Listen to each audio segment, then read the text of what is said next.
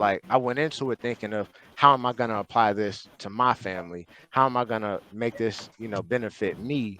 So I have a more positive bias towards it. And I think that if people take that approach with really whatever it is they learn, um, I found out recently I'm good at math. I'm really good at algebra. But when I think back to my teacher in school, she never painted it to show me, what a return I was going to get on investing in a specific stock, or, how I could calculate, the charges inside of an insurance policy so that way I could do some, adjusting and configuration so that way I could get the most out of it. So I think just somebody who's a lifelong learner and can really incentivize things for themselves. Those are the people that really thrive, and I personally have seen do the best.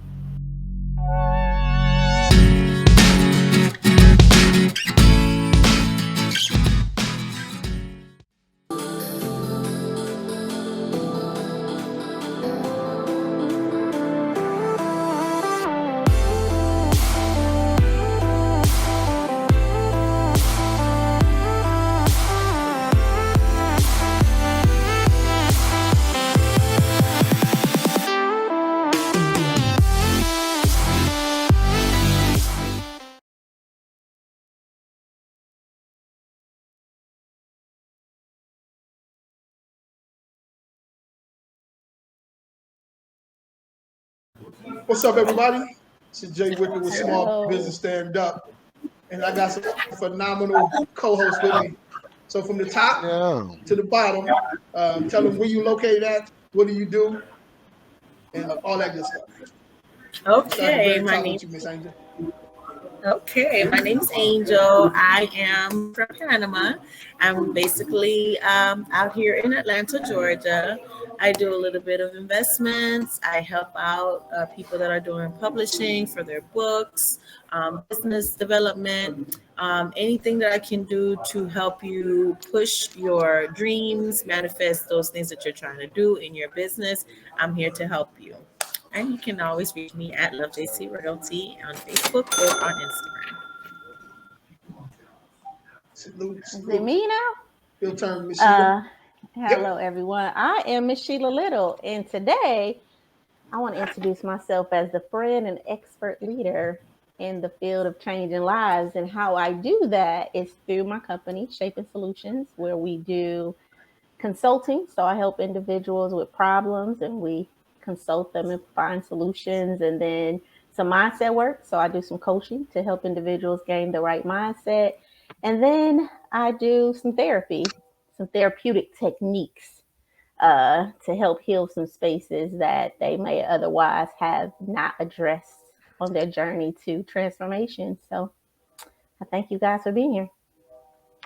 Oh, and I've been a therapist for 20 years, and I am a PhD candidate in business psychology.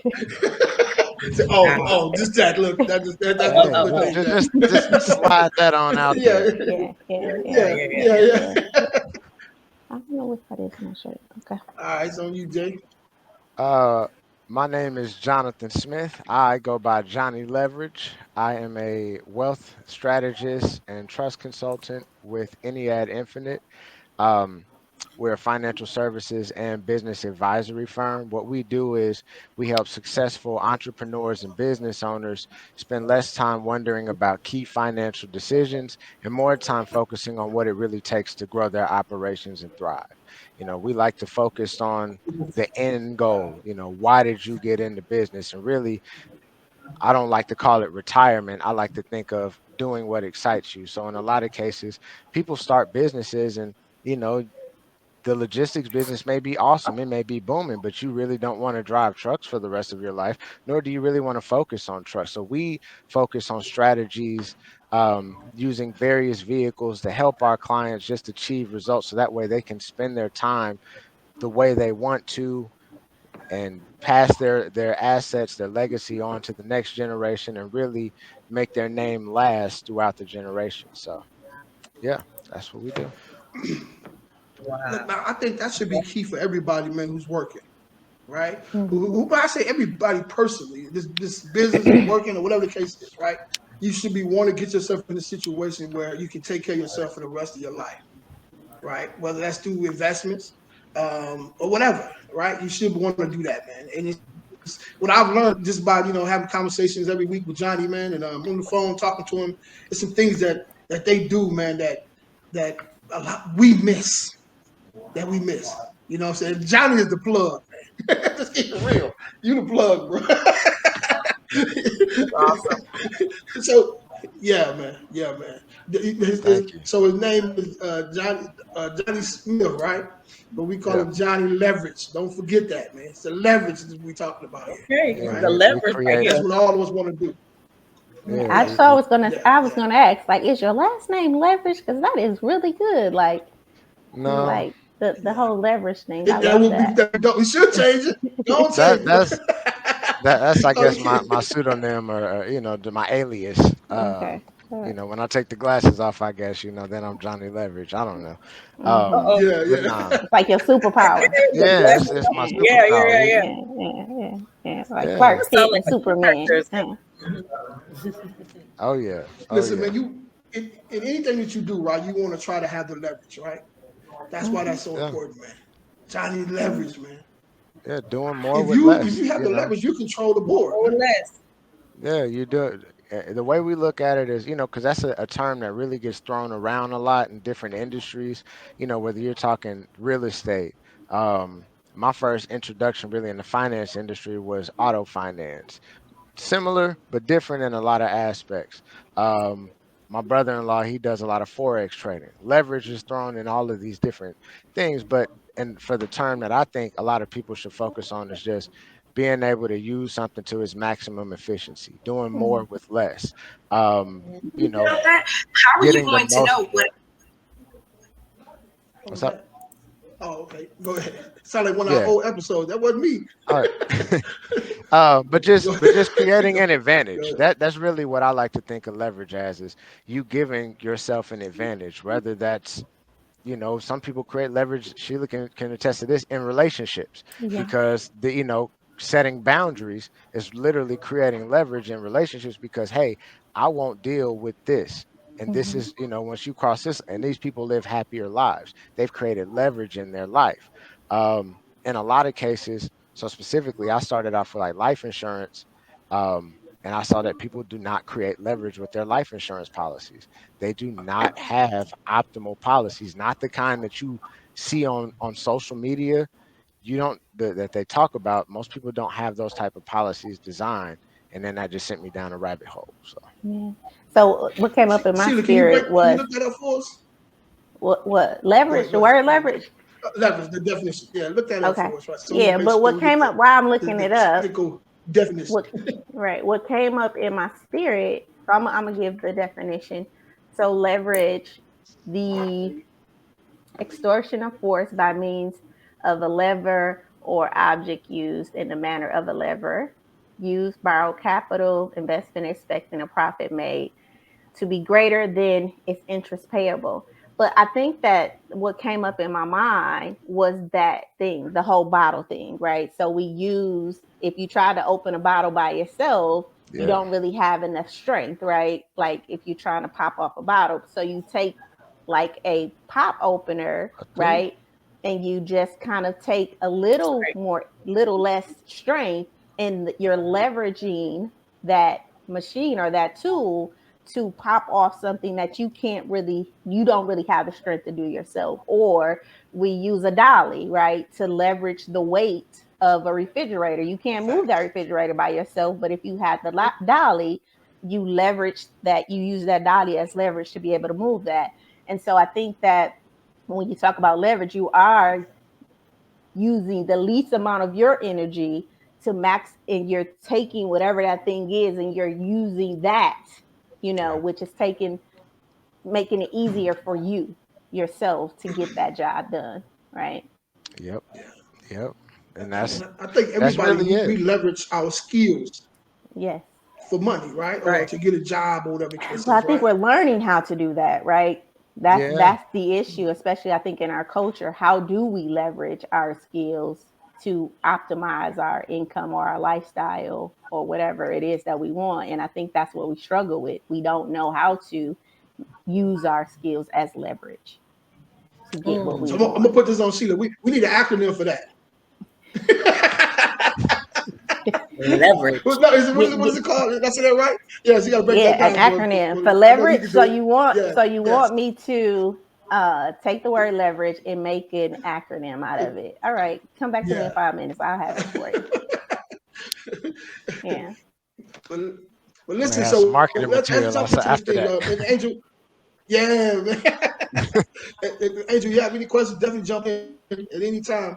You can comment if you want to. Um, Um, wh- well, okay. This question, well, not necessarily question, but more so, I know you said something about the Forex exchange and binary. I want to kind of see exactly what platforms you use for those things. I'm currently using Novatech. I would like to know a little bit more of, your expertise and have you, what kind of experiences you've had with binary and doing digital investments. Because I believe that in this day and time where we're so connected to digital mining, digital coining, digital monetizations, people are looking to find how can they compress their money, make money off their money, and still live and leverage their life with all the different streams of income that they have coming in to pool common wealth, which we know Okay. as prosperity within life. Okay. mm, Um, so me personally, yeah, that's a lot in there. So yeah, unpack I that, I that. trade I trade forex like on my own. The broker I actually use is KOT Forex, Kings of Transparency. I use their brokerage and I use MetaTrader 4. Um, but I mentioned earlier, so my brother-in-law, his name is Bryce Davis, and I can send you his information. He has a company called Payroll Rebels, and Mm. there he actually teaches people how to trade forex.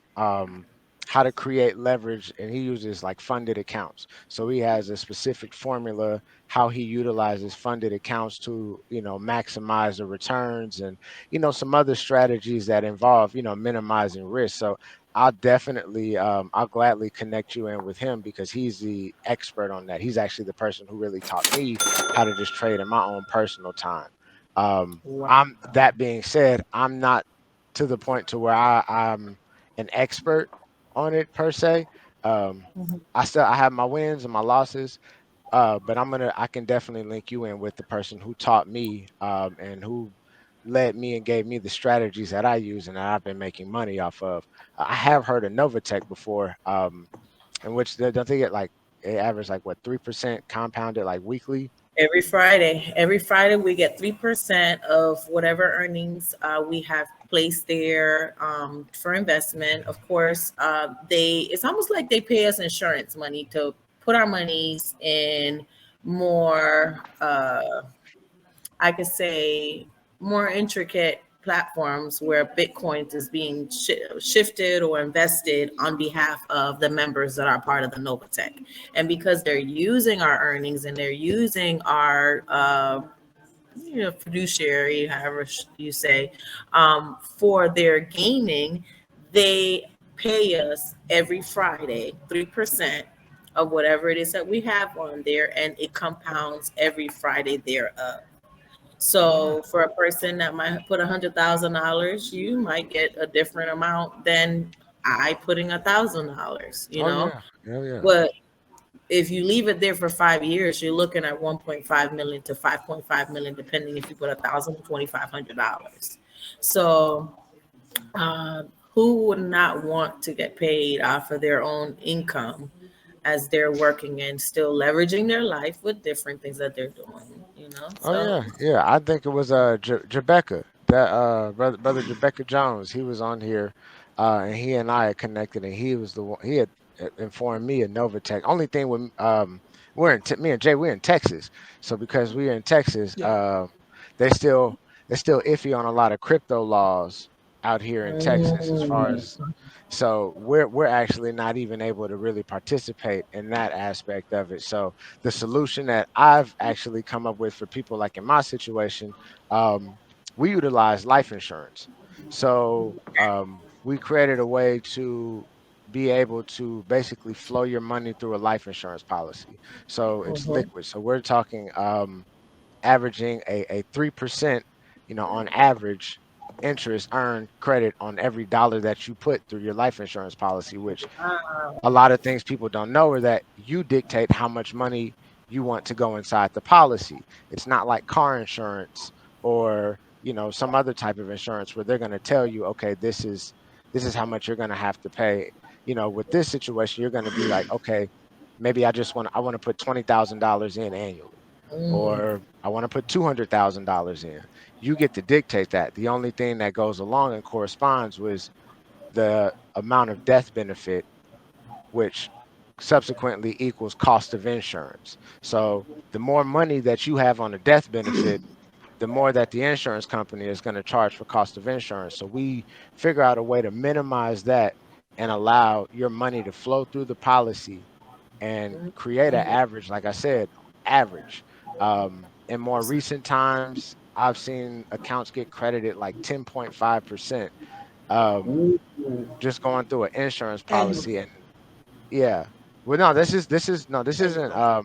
this is so what happens is when IULs is what we use, we'll have like 12 buckets, right? So they'll measure what now is November. So they would have measured the change in the market from, let's say, the S&P 500 from November of 2021 to November of 2022, which just happened. And whatever that interest differential, if it's positive, you get credited that. If it's below 0%, you don't get it. It's what's called a 0% floor. So it's a way for you to basically put your money in a place where it can grow if the market allows, but then at the same time, if the market has any fluctuations or downturns, your principal is still protected because of these stipulations inside of this insurance contract. So that's one of the things where, like, when we were talking about like creating leverage, this is a way that for a lot of people they can, even for people who, let's say, can't really use credit cards per se, right? There are people who can Mm. get a life insurance policy before they can get a credit card. So this is a way to kind of offset and even create some of those same type of situations that someone would use if they got 3% cash back on a credit card and they paid all their bills using that and took their money from their job and paid it off.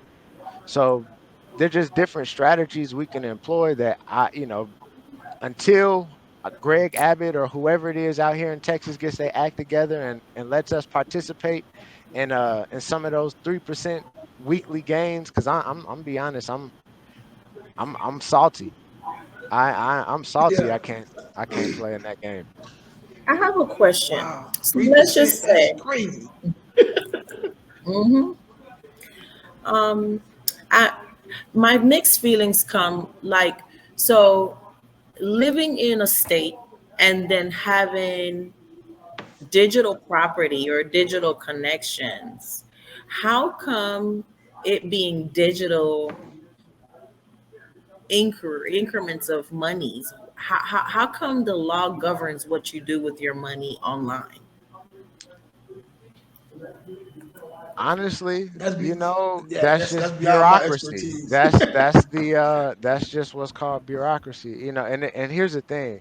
It's not that they can't govern what you do, is that they can govern whether or not Novatech can do business with people inside that have addresses, right? Because when you sign up on that website, you submit your address and they have that in their databases. Okay, we have this many clients in Georgia, this many clients in Milwaukee per se. So they can't have any in Texas, right? On it, as far as to my knowledge, that and that's what Rebecca was telling me when I was looking at signing up, that they just can't operate inside of Texas as far as having an address here. Now, if I had a residence, in Ohio, right, and I lived and I had, I was back and forth, then I could probably, I could participate because I would be, and I'm not saying that that's what I will do or what I won't do or anything. I'm not, but I'm just saying that's what was Yeah. presented to me Yeah. in that case. But as of right now, that's not necessarily a viable option. Right, right, right. Yeah, But absolutely. yeah, Man, uh, that's deep there, man. Oh, what did Jay said? It's based on yeah, the SEC, yeah, because SEC, that's the you Securities don't want to License mess to with. Trade. Yeah, no, you don't play with them. Yeah, They don't we play. don't play Play fair. we don't play with any of No, sir. those acronyms, those Alphabet boys. alphabet boys. Is the acronym Yeah, strange? yeah, yeah, yeah. So look, we're Yeah, gonna jump right in. That's some great questions though. Absolutely. So we're gonna jump right into this thing, man. So we're gonna interview Johnny a little bit, man. So he's mysterious, man. So we're gonna get to know him a little bit. Let me see if I can set this thing up for you, Jay. Give me 1 second here, yeah. bro. Let's go. Let me see here. He said he All right. ready. Yes, sir. Yes, sir. So Uh, as you guys know, man, this is Johnny Smith, aka Johnny Leverage, man. As you guys can tell, man, just listen to him a few minutes ago. He know what he's talking about, you know. Hmm. So let's talk to him a little bit, man. So if you guys have any questions, feel free shoot. to jump right in. So we want to start off, man. Where you from, bro? Where you from, man? I am from a town called Dayton in a state called Ohio, uh, Dayton, commonly Ohio. referred to as the Gym City. That is where I spent the first 15 years of my life. Why is it called Gym City? Honestly, I don't know. I just What rap group came out of Dayton? I don't necessarily know any rap groups. That was It that was was that just was more. Flint. That was in Flint. Oh, that Dayton, was Flint. Oh, Yeah, Top Dayton. Okay. Authority, and yeah, Okay. Flint. All Yeah, right. yeah, Okay. All yeah. right. As far as I know, I grew up, seeing was it Sugarfoot from the Ohio players walking up and down Gettysburg. So, yeah, I grew up yeah. learning about all the bands that that came up and throughout Ohio. Listening to the Isley They Brothers at a influenced. very young age. Yeah, man. Here, They influenced California big time too, bro. oh Those bands man, out of Ohio influenced California big time. Yeah, the it's a Chronic. big deal. Yeah, the Chronic is Yeah, sampled man. by it's mostly bands from Ohio that were sampled. Bootsy Collins. Yeah, You catch Ohio that's a players. lot of that funk, Yes, that sir. funk. You know. Yes, sir. Oh Yeah. yeah, oh yeah. He's Ohio Cousin Lenny, players. Yes, sir. cousin Lenny. The Smith Financial Real Estate Relief Group. That's your cousin Lenny. No, that's Lenny Smith. The wholesaling with Lenny. No, that's not I him. just call. Yeah, it is. That's not him. That's somebody else there, It's bro. not. You Is that him? sure? Unless he I'm changed pretty his sure that is. he must have changed his thing then. Okay, it may be him then. Oh, He changed it over, yeah. man. Okay. So you from Ohio, man. I know Ohio, man. It's not an easy place to be brought up at, right? So Mhm. what was tell me a little bit about your community, man. Where you come up from? So, for me specifically, my grandparents lived in a place called Jefferson Township, and I live with my mom in an area called Trotwood. But for the most part, um, I say like I was born in '89, so I kind of got to see like the decline in things because in the '90s, like 1990, 91, 92, my people were still working at GM. It was still the malls. I Yeah, remember like this one mall we had called the Salem Mall. um you can tell usually how a community is thriving by things like the malls in the area. So I got me growing up, I got to see the decline and like just the area, and most of it came from people just not having money. That's what really just kind of led me to. I think it was what's the guy, Gilly the Kid. He has a podcast. He said, people ain't really hard, but they're just hungry. They just broke and hungry. So, yeah. um, that million was one of dollars. the Shout things. out to $1 million worth of game. Yeah, man. It's one of those Yeah, things to where I was able to kind of connect that at an early age. That all right, these people, these people that I was interacting with, you know, things change. Last year they were in a yeah, good position. Their dad had a job, their moms was, had a little side gig. They was eating good. Things change within a year. Somebody lose their job as time goes on. People's attitudes start changing just in life. So you get to see that, a lot of it is connected financially. I'll say even myself, I thought in my mind I was either going to go to college and play ball and whatever get a job from there, or if not, I'm just going to go work at GM or Delphi, like my uncles or somebody like that. So because that's just kind of what I saw. But by the time I got into high school, like I said, we moved here the end of 2003. Things started really taking a decline as far as in that area. Things started shutting down. Um, stuff, factories closing, so opportunities weren't as abundant. The course of action that you think you're gonna take, that your big cousin may have took and told you, hey man, just go get you this job and stay out the streets, just go get this money. That option isn't necessarily available. So that's one of the reasons why I'm so grateful. My mom really had the foresight to say, hey, we're just gonna get out of here, we're gonna go to Dallas, kind of like reset, but it's a reset in a better environment where it's more fertile ground, more opportunities. So um, that's why I can say Dayton, just wasn't necessarily just no inherently bad place. Yeah, it was people that you ain't want to cross. You grow up hearing stories. What's up, Derek? What's up? What What's up, dude? going on, guys? What's going on? I'm Not back. much, not much. Yeah. You grow up hearing stories about people like Bugs Norman. I don't know if y'all ever heard of him. But he was a guy that was like a big time like dope dealer, like on some Frank Lucas type stuff. So you grow up hearing stories about certain things, and there's stuff going on. But for the most part, it wasn't just some inherently like dangerous place. I think that just happened as time went on, and there was just more. There was a lack of opportunities just across the board, which you could So go ahead. My bad. no, no. So what stopped you, or what kind of deterred you from falling in that hole like a lot of us do, man, at that age? Well, I could Or did it? say nah, cause I always believe that a lot of our trajectory is based off of how we're able to view our elders. So for me, I was blessed that my grandmother is, you know, this woman. She came from Homer, Louisiana.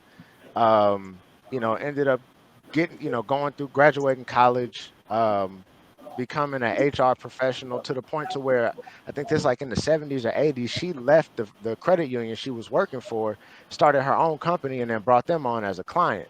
So by the time I came along, like my grandparents had been golfing for like a while. So they went to this golf course called Madden Golf Course. Um, and Madden was open to everybody, but this was like what you would think like a black man's country club. Like it was just old black man. It's my grandpa and his partners. The guy who was the pro, his name was Pete You Brown. soaked Rest up a in lot of peace. game then. Rest in peace, Mr. P. Yeah. Yeah, my first job was actually picking up the golf balls on the driving range, driving a golf cart. So yeah, and it wasn't necessarily that these old dudes were rich or anything like that, but they lived the life that they wanted to live. They did what excited them, and that may have been playing golf, talking smack to their partners, playing poker at the end of the day, and you know eating dinner with their wives.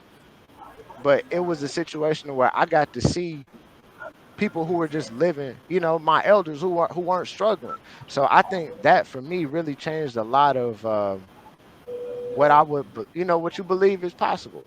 Because if you hear all the stories about them growing Yeah. up in civil rights and the things that they had to deal with. So I didn't take that lightly. Learning about all that, what my grandparents had gone through, but just to see that transition and them not give up on what they wanted to do, that was probably one of my biggest influences to like really just sit down and peep what was going on and how I could get the most out of the situation. Jay, I would say, man, you caught the tail end of the real pawpaws, right? With old real men. You know Oh what no, I'm saying? You hey caught no, that. I got a real You, live pawpaw, yeah. man. You gotta understand, my Yeah, that's what I'm pawpaw saying. is You you that's you you, you caught that. oh Most most young that's guys my they road don't catch dog. that real pawpaw, bro. Look, my When he dad when he wasn't came in around the in my house, life, everybody understood that the big lion was there. You know what I'm man. Look, saying? Everybody understood my that at my that time. grandpa was the person who taught me how to ride a bike, taught me how to aim a gun, taught me how to use a sight on. He was showing me how to shoot cans in the back of the house with the BB gun. I mean, like how to cut grass, just to change a tire, just all of that stuff that a lot of times, like young men now, just simple stuff that you walk with you walking with a woman, she walk on the inside of the street. Facts. You Facts. walk on the outside. You pump the gas, hold the door open. So yeah, man, And I got a real live pawpaw. I just saw him earlier today too. So Yeah. Yo, Mhm. yo. You guys have any questions for him before we?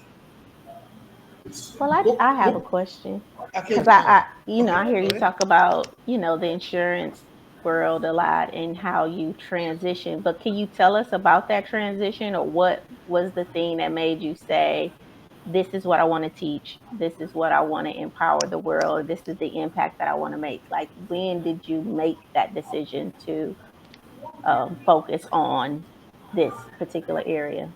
so I didn't necessarily want to actually teach it. I just wanted to be able to learn it for myself. That was my initial goal. Uh, when they say set smart goals, one of the things that I like to do is make sure that the smart goals that I set, they're internal. So Hmm. if my objective is to learn something, that way I can apply it. Nobody else there are no external factors that can prohibit me from actually learning it. So it just got to that point to where I started learning it.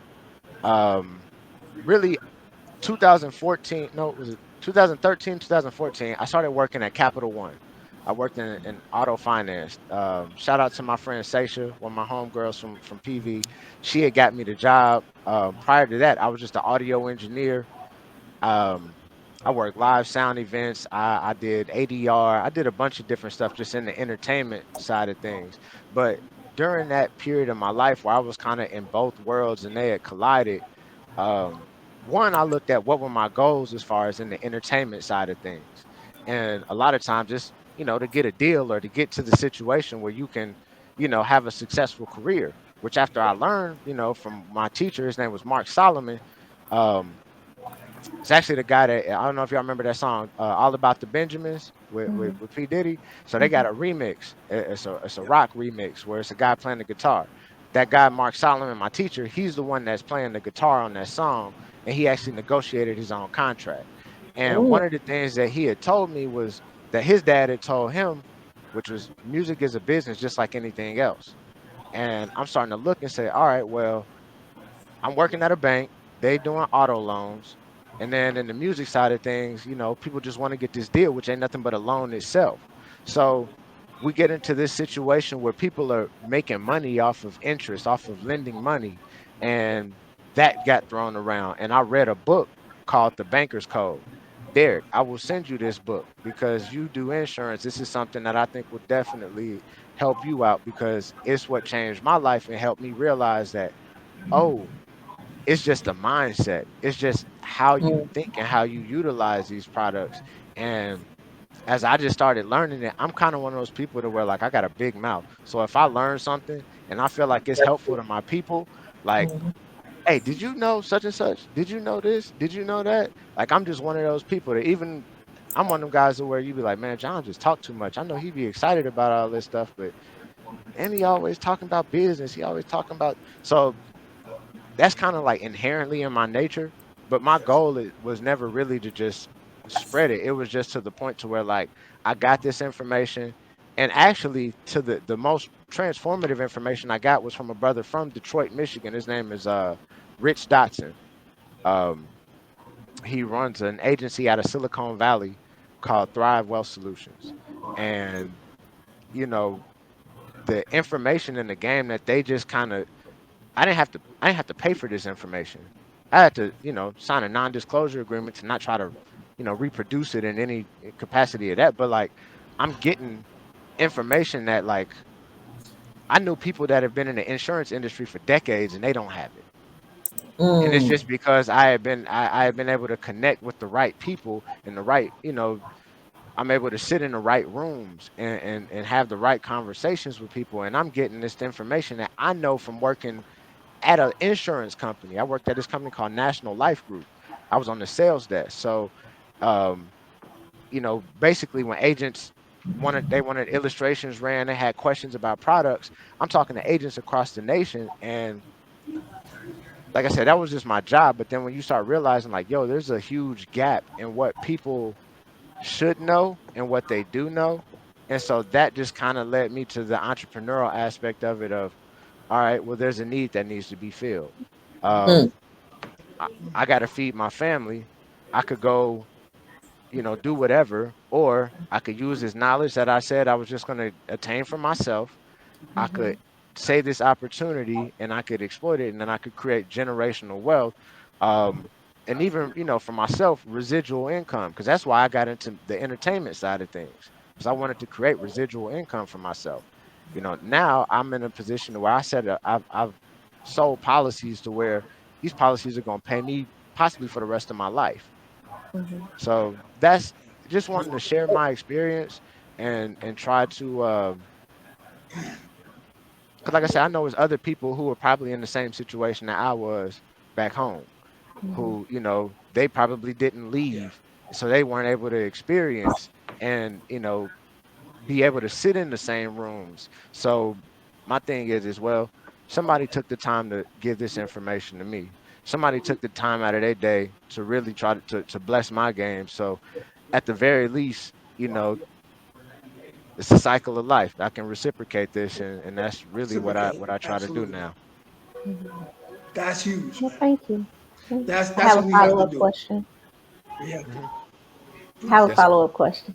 yes, So ma'am. have you ever, I know that you work with entrepreneurs to try to get them, leveraged. But have you ever thought about, or do you have people that you bring in to teach them what you do? Or like some type of system where, you know, like insurance, like you're teaching them and then they become coaches under you or these type of people under you. And if you do, what is the ideal person that you bring in to work to So do what you do? my what I do at this stage is I do help people who want to get into the insurance industry. I help them become brokers, and that's a consultation thing where we just literally sit down, and I don't charge for that, because that's just direction. That's just clearing the pathway, and that's just an investment in somebody else.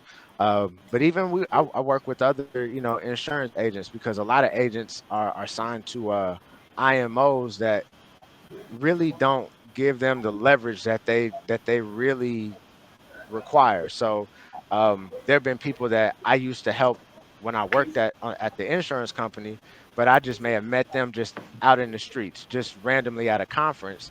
We connected, and then what I'll do is I'll consult them on, okay, here's the thing. You work with this IMO because they have a good contract with this company here. And as long as they let you become independent, well, okay, we leverage relationships with different companies. This company may have this system in place, and if this is what fits your business, it's just plugging and playing and leveraging the contacts and the resources that I've built up. So the ideal person is really somebody who's a go-getter. um I That's really it.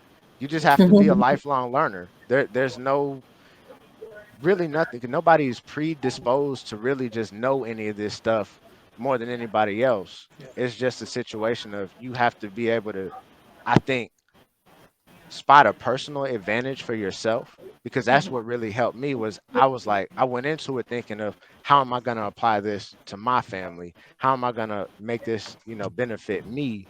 So I have a more positive bias towards it. And I think that if people take that approach with really whatever it is they learn, um, I found out recently I'm good at math. I'm really good at algebra.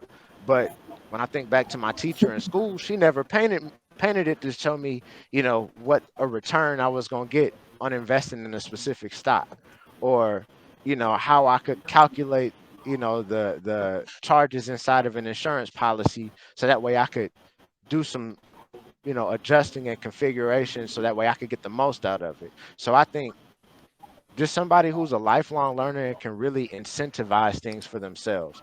Those are the people that really thrive, and I personally have seen do the best. Great question. Great question. Great answer too. Yeah, thank you. Anybody else have a question for him? Yeah. That's something I say definitely, man. Continue to do, man. putting those pebbles, man, in front of people, man, especially us, man, because we need them. Don't even like when I was coming up, I didn't even know that it was possible. Stuff like that was even possible, man. You know what I'm saying? I'm thinking I didn't graduate school, so this all I have is the block, right? So I'm gonna hug the block, right? It wasn't until I got out of my environment, man, and came to Dallas, and I'm looking, I see young people look just like me who are shaking and moving out here, who have the big home, who have the big car. I'm like, man, we out there playing basketball together, and I'm like, man, what you do? You know what I'm saying? Oh, I do this, I do. I'm like, wow, this so it's possible. You know what I'm saying? Because most of us, a lot of us don't even think it's even possible. I'm gonna So tell yeah, you man, that's huge, man. one of the biggest. What's up, Miss Sheila?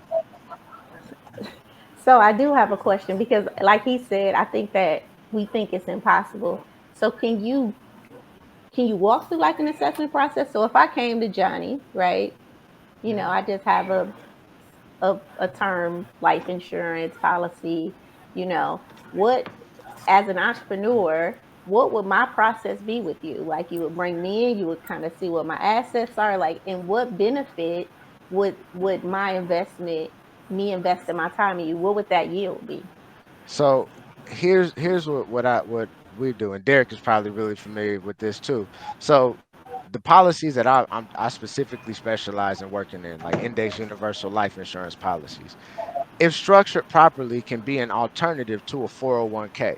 So I'll Okay. give you just a simple play that if I were to talk to somebody and they say, well, hey, give me some options, what's something that and give me an option. So I say, hey, we figure out, okay, how much money do you want to save, right? How much money do you save?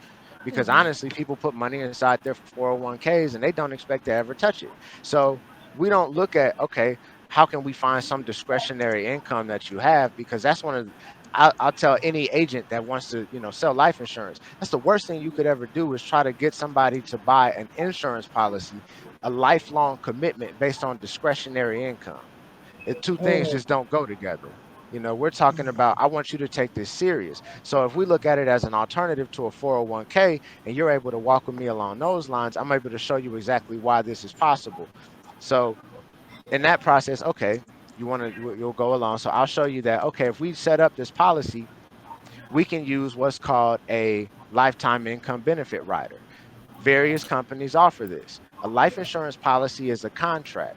It's an aleatory, unilateral contract, and all that means is that the insurance company, they're the only people with the only party in this agreement with the legally enforceable promise. They have to pay. If you hold up your end and pay the premiums, they have to pay a death benefit. They have to pay a death benefit even if you've only been paying for 3 years and you may have only paid a total of 30,000 premium, but the death benefit is 200,000. Just not specific numbers, but Right, right. they're held to that. So we want to use this contract to create leverage for ourselves. So in this case, we use what's called a lifetime income disability rider. And that's something when I worked at National Life Group, that was an option that they offered. So we'd be able to show in the illustration, these are predictions, um, if we put in this much money for this period of time based on how you're choosing to save, then we can get an estimate of how much you will be able to receive in income for life. And this is a contractual benefit inside of an insurance contract. Mhm. Most of the reason why people get 401ks is so that way they can get tax advantage money for the rest of their lives. But the truth of the matter is that it's the money inside of that 401k, it's that tax.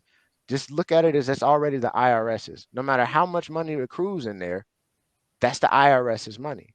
But Mhm. what we're talking about here, the IRS can't touch it thanks to the provisions in the tax code. So now you're able to get a stream of income that you don't have to pay income taxes on, Mhm. and it's contractually agreed for you to get this for the rest of your life, still with the minimum amount of cash value and a minimum death benefit per the contract. So if I'm able to show somebody how that looks, well, then it becomes a different scenario because yeah, and you can have more than one insurance contract. You got more than one insurance policy. I teach people how they can literally we call it cascading. So you could have two insurance policies, and you could have one. You could have how many kids you have, Sheila? Three. Three. So you have two for yourself, one for just you, one for that's just for your business, and then three, and then one for each of your kids. We show people how you could take the premium from one policy, loan that out, pay the premium for your other policy, and then subsequently pay the premiums for your three kids, Mhm. leveraging that same dollar Mhm. multiple times. So if you're able to create a retirement plan, but we were gonna get insurance anyway. But you mean to tell me I could turn it into, basically a Swiss Army knife that could, take care of my retirement. In Mhm. addition, I could show people how you could structure a life insurance policy that it gives you 100% disability income. Mhm. So if between now and age 65 something happens to you and you can't pay your insurance policy, we can structure it so that way the insurance company will pay that premium for you. And the way we structure it, you're going to be taking a loan out of it regardless. Mhm. So that being said, if something happens and you can't work, insurance company pays your premium, you take a loan, tax free. Sounds like tax free retirement income. So when Mhm. we show these type of options to, to people who run small businesses, and it's based off of, like I said, what do you want to do, Right. right? What numbers work for you, and then we get to looking at assets and seeing, okay, well, what can be reallocated, because we don't want to, try to pull money out of thin air. If you have more money coming in, and okay, we want to strategically, allocate it into an insurance policy, and then subsequently into, let's say, like Miss Angel was talking about earlier, Novatech, right? Mhm. These are the options that we're able to kind of show people that they could do, even in the sense of, let's say you grow and you get bigger and you have a secretary, you have a chief, intelligence officer, you have whoever it is that you want to keep this talent. We'll show you how to create, defined contribution plans, try to create structured life insurance policies. So that way, the money that ends up becoming your employee's retirement, if we structure it properly, it ends up being no money out of your pocket by utilizing this insurance policy. Mhm. So when we sit down and we discuss those problems based off of whatever stage that somebody is at, some people are just getting started. Some people are, hey, I've been working this thing for a while. I'm looking for an exit strategy. I only want to work this a few more years. We just base it on where somebody is in their business and what their goals are. And from that point, we're able to figure out, okay, what concept are we going to use? Mhm. There may be a situation where we have to include the trust aspect of it, because in that situation it may be someone who um, they may want to franchise their business, and they may be wanting to use that intellectual property that is, their business, and maybe want to have it incentivized through taxes. Well, then we want to create a specialized trust that owns that intellectual property and then leases that out, and then the payments that come in don't create taxable events. So it's just based off of where somebody is in their journey, Mhm. um, and really what their goals are, because that's probably the biggest thing that I tell somebody, that it's the only way I couldn't help you. The only way I can't help you is if you don't know what you want. Right. But if you know Mhm. what you want, And see, that's what we're come. missing. Yeah, I think that is. Well, I thank you for walking through that process, because I That's what think we're missing. that whenever we're talking about money or insurance, I think it triggers people sometimes in the opposite direction, right? Like it brings up this emotion of readiness, right? Like, am I ready to have this conversation? Do I have enough income to do this thing, or is this going to cost a lot of money? Like, all of these things start to come up in people's head, and so then they naturally now step back. And what I hear you saying is, a part of your process is to provide ease, right? And especially as an entrepreneur who don't have that security of a 401k and things like that in their future, but you're paralleling this process to make sure that not only the entrepreneur is being taken care of today, but being taken care of in the future, and their families too, if something was And, happening to them. and you know And what? I'll tell you, just even to that point that you had made earlier about what kind of made me want to really help and spread this. Um, my fellow engineers. I graduated from this school in Dallas called Media Tech Institute. So there are a lot of awesome people that I went to school with and graduated with that, pursued careers in the entertainment industry. But one of the things is that there usually aren't retirement plans set up for photographers or videographers or audio engineers, or there aren't there isn't a huge, people don't flock to that market to try to help these people create, situations where they can retire from, because a lot of my teachers were older engineers. They were people who, I mean, they may have had money stashed away, and because that was they came up before inflation really kind of took a hold. But for the people that I graduated with, that was one of the things that I really wanted to help spread. It was just like, hey, we can still do this, but let's say like the trust thing. That's how a lot of times, like I said, the residual income. That's how you create it to where it doesn't create a taxable event. So you don't end up looking like Wesley Snipes. You don't end up looking like, some of these guys who get all their stuff repossessed, because you didn't take the time to realize that, okay, I'm in a business. Once I signed up with BMI or ASCAP, I became a songwriter, a publisher, whatever the case is. You know, how can I set myself up? Because it was like I had kids too. I had my daughter when I was trying to finish school. So being able to relate to all these other people who were just trying to find their way, and really, I say that because it was a confusion between, I say, chasing paper and chasing passion. And that's the downside, where I think people who have artistic callings, because you come at a point to where really the fame and monetizing your business as an artist, it almost becomes a contradiction to your growth as an artist, which is why you see, I think if you go back and look at like Jimi Hendrix interviews, or you go look at like Andre 3000 or Kendrick Lamar, people who are like artists, right? Right. Experiment, try things, you always notice that they take a step back, they seclude themselves, they shield themselves from all the adoration that they get.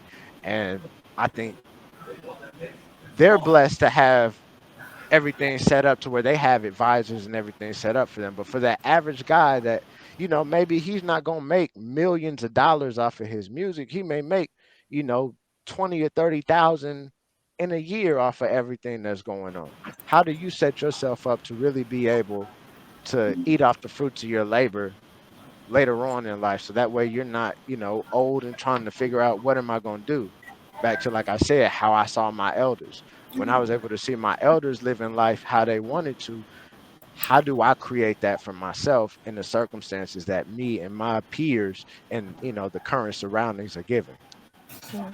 So I have a follow up to that, because so that means that I don't have to, because the average person income I think is around 50,000, right? So I don't have to be like a multimillionaire to do this, or I don't have to be a six figure, to do this, right? I could just be an individual that is considered middle class, right? Yeah. To invest in this process, because I also think that that could be a stumbling block too, where people feel like, oh, I gotta be a six-figure person, or I gotta have this. So what I hear you saying is that no, you don't have to have. No, not in Okay. order to have a life insurance policy. And I think that's another reason why I really wanted to try to break that stigma, because these are tools that I mean, I'll tell you one of the main reasons that I got into this thing, outside of that book, The Banker's Code, is I went and looked up companies that are still around today, thriving, that profited off of slavery. And I saw New York Life Insurance, I saw Aetna, I saw JP Morgan, I saw Lehman Brothers. I saw Brooks Brothers, the people that sell the suits and stuff. Like, you see all these companies that profited, prosper, and they're still around thriving. So that was probably one of the biggest motivations for me, is just I think I made a status that said you can learn more from your opposition than you can from your allies. And that's what I really wanted to take into account. I don't like JD Rockefeller in one bit. When I read the man's, personally, my personal opinion is I'm not very fond of the things that he, from his war on holistic medicine to his role in the reason why why prohibition happened, and the fight for alternative fuel inside of it. There's a lot that I don't like about that man. But guess what? I learned how his trusts work. I learned more, that helped me more than so much else. I vehemently dislike Walt Disney as a person, I'm not even gonna lie to y'all. I don't like him as a person. But I learned from Walt Disney that you could utilize trust, which is how he bought most of that land that Disneyland is on under. And he used that life insurance policy. He used that to help buoy his company and keep it afloat to now we know it as we know it today. Mm-hmm. So like I said, it was just me taking these lessons that I learned. And then I went to, I don't know if any of y'all are familiar with Plano, with Plano, Texas. It's a suburb of Dallas. I moved from Dayton, Ohio to Plano, Texas, which if I don't know how to really explain that type of transition, but it's a really weird transition. Like That's where I'm at, man.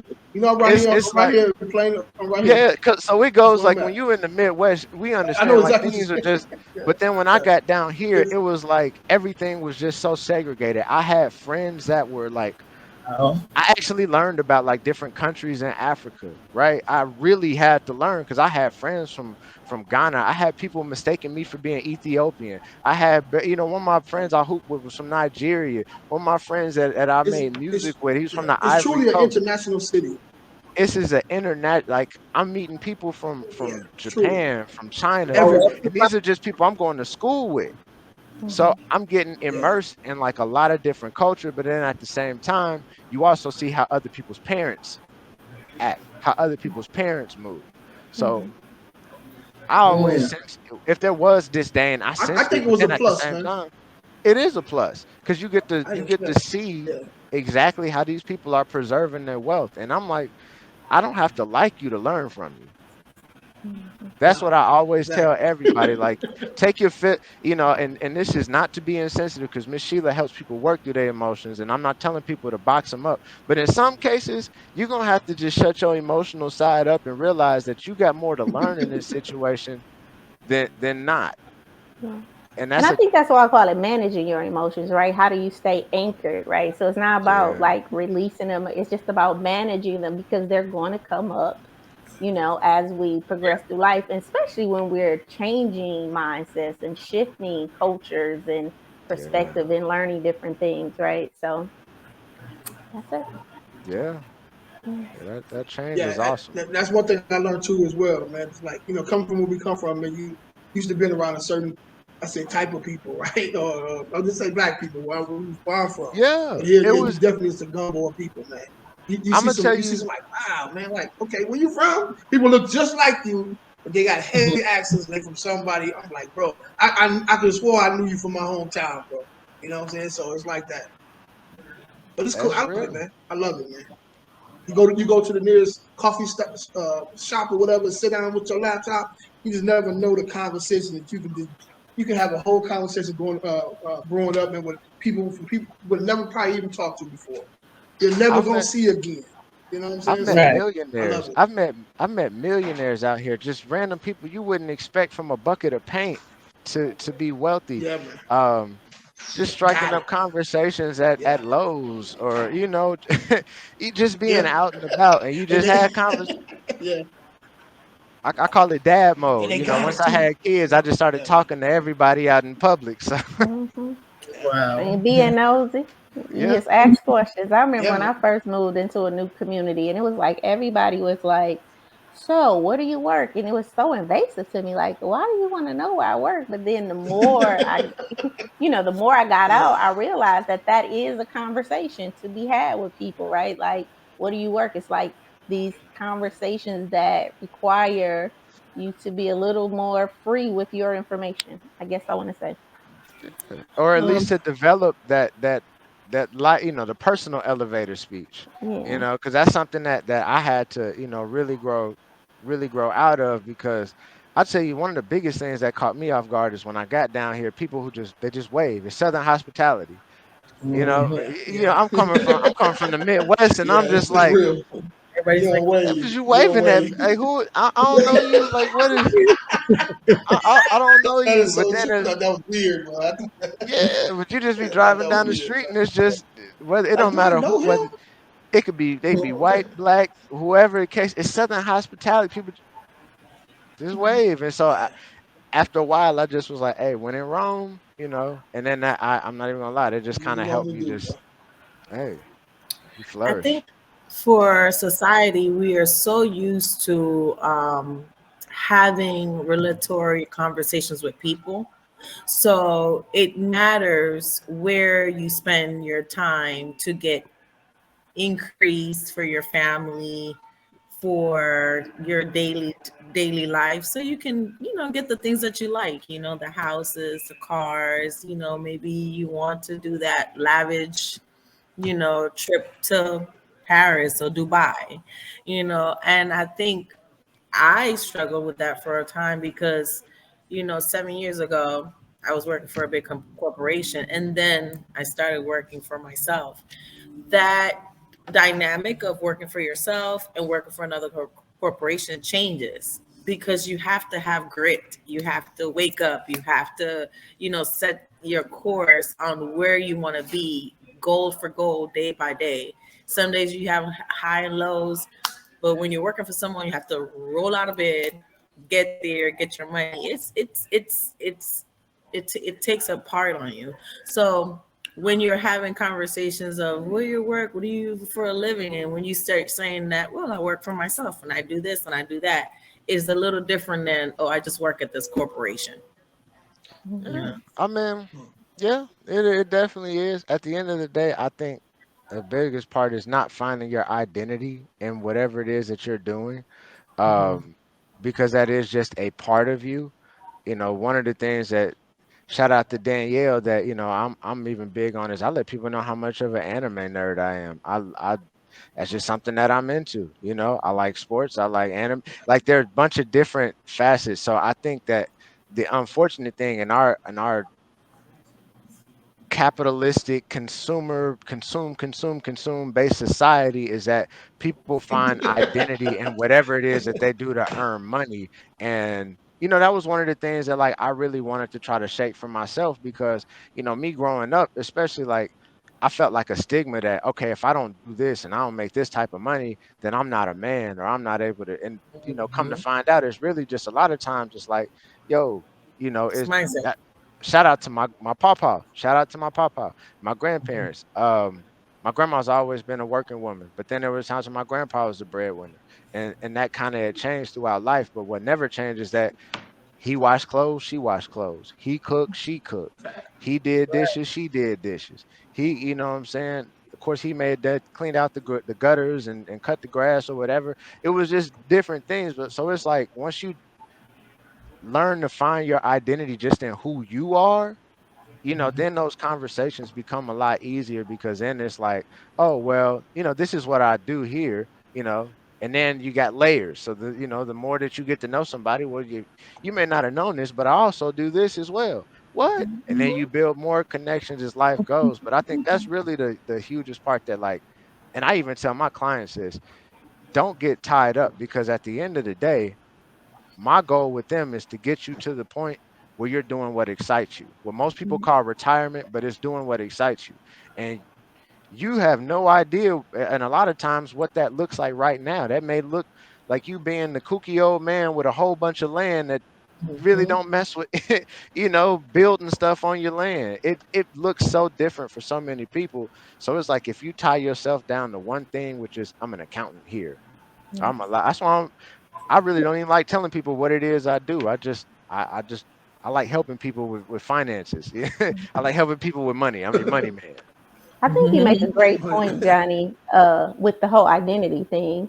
Um, because I do feel like it's something about people who attach ourselves to places, to things, and garnish our worth off of that. And I think that's Social currency. one of the things that one of the mindset shifts that when you work for corporate, especially if it's like a Fortune 500 company and you're used to saying, I work for this, and their company gives you an appraisal, right? Like, because you work for this company, people tend to want to be around you or network with you or contact you. And so when I transitioned over, that happened to me. But the second thing you said, which was even more powerful, and this is more on just kind of male female dynamics, I think that even as women, we have to start talking about more of our interests, right? Like, and not so much like a resume, right? And when you start to build these personal relationships, I think that's where you find your worth and your currency. And then that equity in those personal relationships is then what translates into your capital or connections or things like that. And when I'm working with women, a lot of times like on dating apps, and they want to put like I'm a CEO, and and they're leading like they're doing an interview, and I'm like, why don't you put your interests out there, like you like anime, or you like you know uh R&B music, or you like to dance, right? Because now you're talking to a person, right, who also may have that interest. And in that interest, now there's something that brings you together. And even when you're networking, I think when we go out to networking events, it's like, oh, I own my own business. And then it's like this part where you just kind of what else do I say? But if you can talk about you in a way where you're a person and you have interests and you're doing things, you will see that conversation grow. And now the person who actually has leverage is maybe more interested in you, right? To even say, oh, okay, so you like anime, my kids like anime or whatever. Now, where do you work, right? Because now you've drawn them in through a part that makes us human, and I think we forget that you Yeah. know that's a part of your entrepreneur journey, to have interest as an individual, because people want to know you, not always what you do. Oh yeah. The grind is Yeah. is consuming, and I think it's a struggle to make sure that it doesn't consume you. I even have to take some days where like I just tell myself I'm not finna do anything when it comes to finding. I'm not finna read nothing with it. Now, if it's a client calls, they got a problem, something along that's business that's in order, and I need that's cool. But there's some days where I'll do that. I don't want to look at any illustrations. I don't want to crunch no numbers, no spreadsheets. I'll respond to the Yeah. emails because Yeah. it's proper correspondence. But past that, everybody has to take time, especially entrepreneurs and people who run businesses, because it's a taxing thing. Um, It is. yeah, to find like It, go ahead. My yeah. bad, man. Go ahead. No, I think that I was mean, in that video, a right? lot of times, a You said lot of what? times, we as entrepreneurs, a lot of times we love what we do, right? And we don't look. A lot of times, you don't look at it as actual work, right? But it is work. When you're running your mind, it's work. You know what I'm saying? And that's been my issue for a long time, and I don't know how to turn it off, right? For the Mhm, last couple of weeks or whatever, because I actually kind of really shut it down. mhm, I had to shut it down, and I'm telling you, I feel a whole lot better, man. You know what I'm saying? So I advise you guys, when you guys are out there looking to be an entrepreneur, man, take some time, listen to your body, and detach from this. mhm, You know what I'm saying? Shut it down, man. You gotta do it. That's the issue, mhm, man. That's the issue for me, man. My wife been telling me, hey, either shut it down or it'll shut you down. yeah. You know what I'm saying? So Well, it's Jay, I true. had You sent that gotta do it, video man. to you. I sent that video to you about the Jew. It was a Jew, and he had like the 10 Yes, things that yes. make Yeah. Jew successful as businessmen. And that was one. One day it's like, we just don't do work, right? We don't think about work. We don't talk about work. We just, take one day off to reboot Yeah. for the 6 days. And I think that as people who have been, drilled in that it's the hustle and grind, hustle and grind, hustle and grind, stay up, no sleep, no rest. If you know, it's like to switch to this space of, oh no, I do need to take one day of rest a week, right? To reboot, to reform, to reshape, to renew. That's a different way of thinking. And it's so far out of the way that we've been trained and conditioned to think, Let me as can as workers, as professionals, and definitely as an entrepreneur. let me build on that. So Chick-fil-A, right? We all assume that Chick-fil-A closes on Sunday for religious reasons, right? That's not the case at all.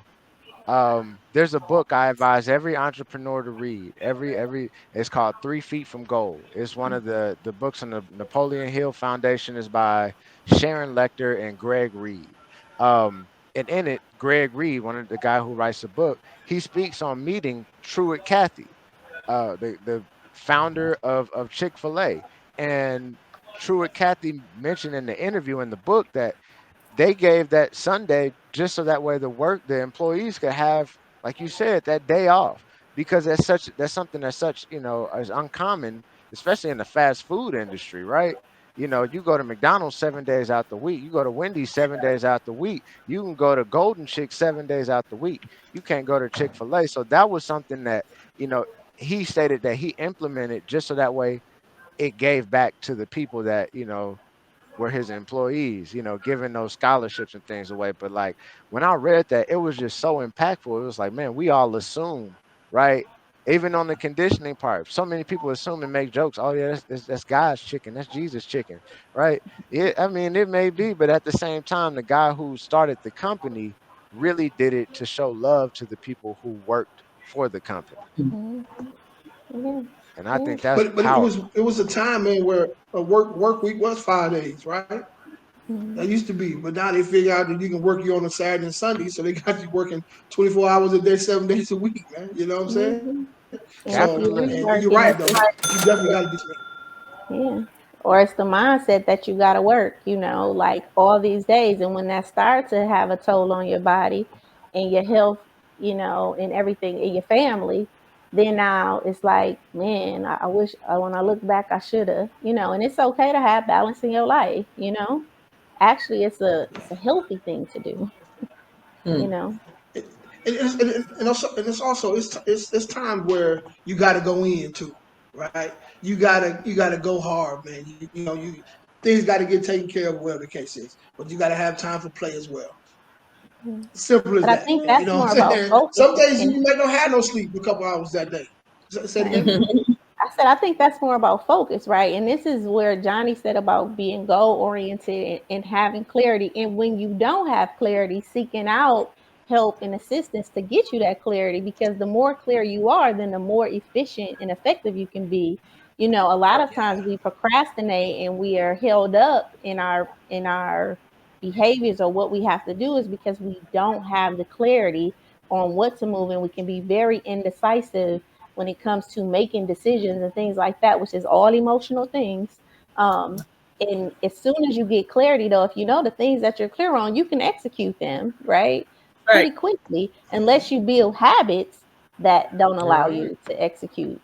But the reality of it is life is about getting clarity. And Yeah. then sometimes until you have that clarity, you just got to do that thing that needs to be done right now and not even think about the future. I know my mentor told me, I can get from Michigan to California in the fog because I just need to know the next thing to do. And a lot of times we get stuck because we're at step 10. Like, what's the 10th thing I need to do? And you don't need to know the 10th thing. You just need to know the next thing and be clear about that. And I'm just to piggyback. I believe that it's cool, and I think it depends on who you are. Because I'm unfortunately somebody who starts working backwards.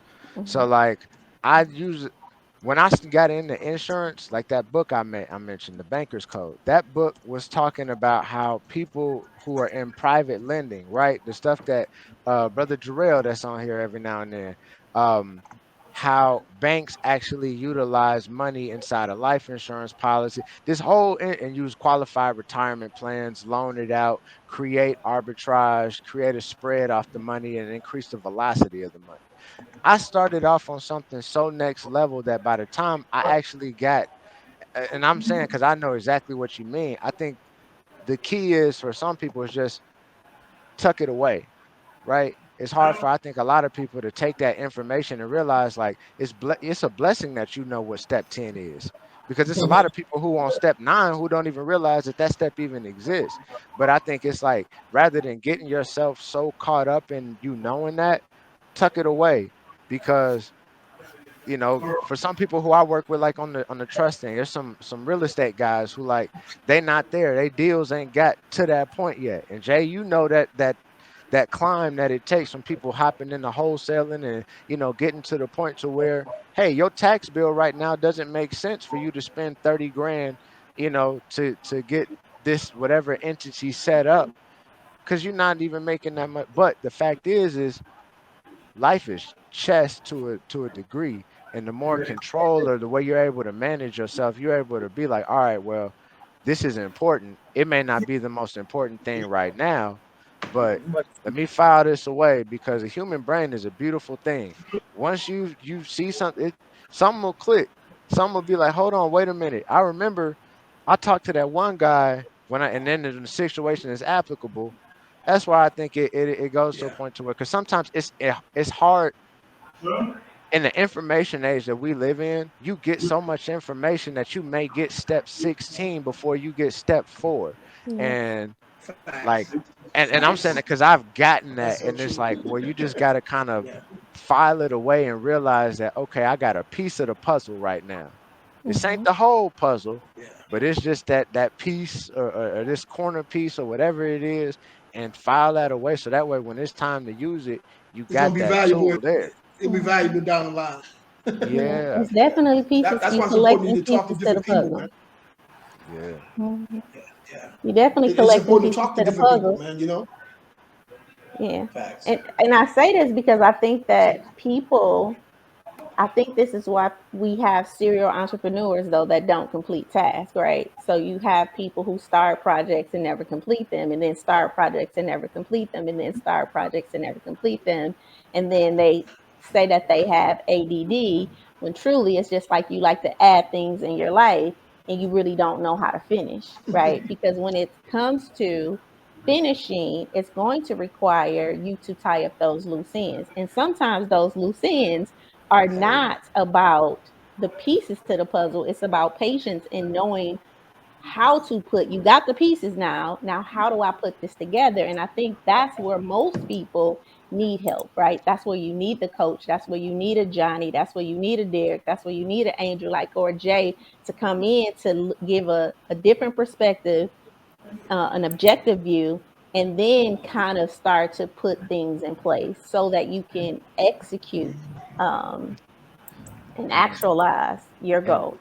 I say a big thing is knowing the difference between a project and an operation, because there's so many people who they stop doing things that should be operations in their business. They should be ongoing, and then they'll have something that they'll be beating a dead horse, and it's really just a project that probably needs to be brought up maybe every quarter, or every other quarter, or whatever the case may be. But just even knowing that inside your business, you're right, being able to sit down and talk to somebody objectively who has that bird's eye view, that can really be the game changer. My dog lifts her head up like, "Er?" But everybody, man, who's ever done anything in life, man, who has that second set of eyes, right? They have people, they have mentors and things of that nature to help them get them to that next level, helping them work through some different things that they may be dealing with or whatever the case is, man. So it's really important. So how much more so will it be for us, right? If we just coming straight out of a 9 to 5, right? If we get into becoming an entrepreneur, we need that too, And if you don't have the Right. money, it's different ways, stuff we need to do in order to get that money, right? To be able to afford to be able to do that. You know what I'm saying? So if you You got to know what? raise your prices, whatever the case is, you need somebody. There was something it But was on my heart that I wanted to say, and and I mean this to everybody that sees this, because there's a confusion on shortcuts. And the ironic part about shortcuts in life are that you have to be extremely thorough before you actually find a shortcut. And it's crazy because we want to find a shortcut to shorten the journey, but like, we all know our childhood neighborhoods, right? Where you grew up in, you played hide and seek till the street light came on. You knew that area, and you knew how to get to somebody's house through whatever alley or back whatever way. You knew that, but you didn't know that until it was years of you actually playing and finding out from your big brother, or whoever it is. Hey, you can cut back there. You can, there's some woods back there. So I think that's like a huge thing when it comes to like life. Because I tell you, like for me, you know, dealing with, let's say, like with the insurance stuff, right? Because that's my specialty. Um, I had to do a lot of scouring before I found, okay, this is how they're able to make this happen, and you're able to cut through this system. So don't be afraid to do the hard work. That's the biggest thing is don't be afraid to learn. Don't down your own capacity. You are capable of more things than you realize. But it's not until you sit down and you realize, like, all right, let me put my mind to it. And if you do so, then you'll discover the ways on how you can create that shortcut, how you can create that incentive or whatever loophole, whatever synonym it is that applies to the situation. Um, but I think for every entrepreneur, every person who wants to start a business, every person who wants to invest, um, real estate, that's another one. People, you can you can spend a day digging through books and you can know more than a lot of real estate gurus if you spend a day just dedicated digging through books and just applying strictly to what it is that you do. Of course, that takes some work, and that takes you Yeah, scanning through contents, table of contents, and seeing what applies to what it is you're trying to do. But I'm saying literally, I've bypassed a lot of people in the same industry that I'm in just because I took the I time to read. go look up some Wow. things or watch some videos or some courses that they weren't going to take the time to do. And because so it's people who are twice my age who come and they're like, well, how do y'all do this? Or how do y'all do that? Because I listened to somebody that was your age who took the time to do it and they passed that information on to me. So you know, that's Yeah, the that's cycle. that's So so true. That's so true. People not willing to read, man. That's the problem too. Because read. you reading a book, man. You get a book, right? That book may be that person's 30-year lifespan. You put in that one particular book. Take your good strong weekend and read that whole book, man. You got a lot of information that you can use.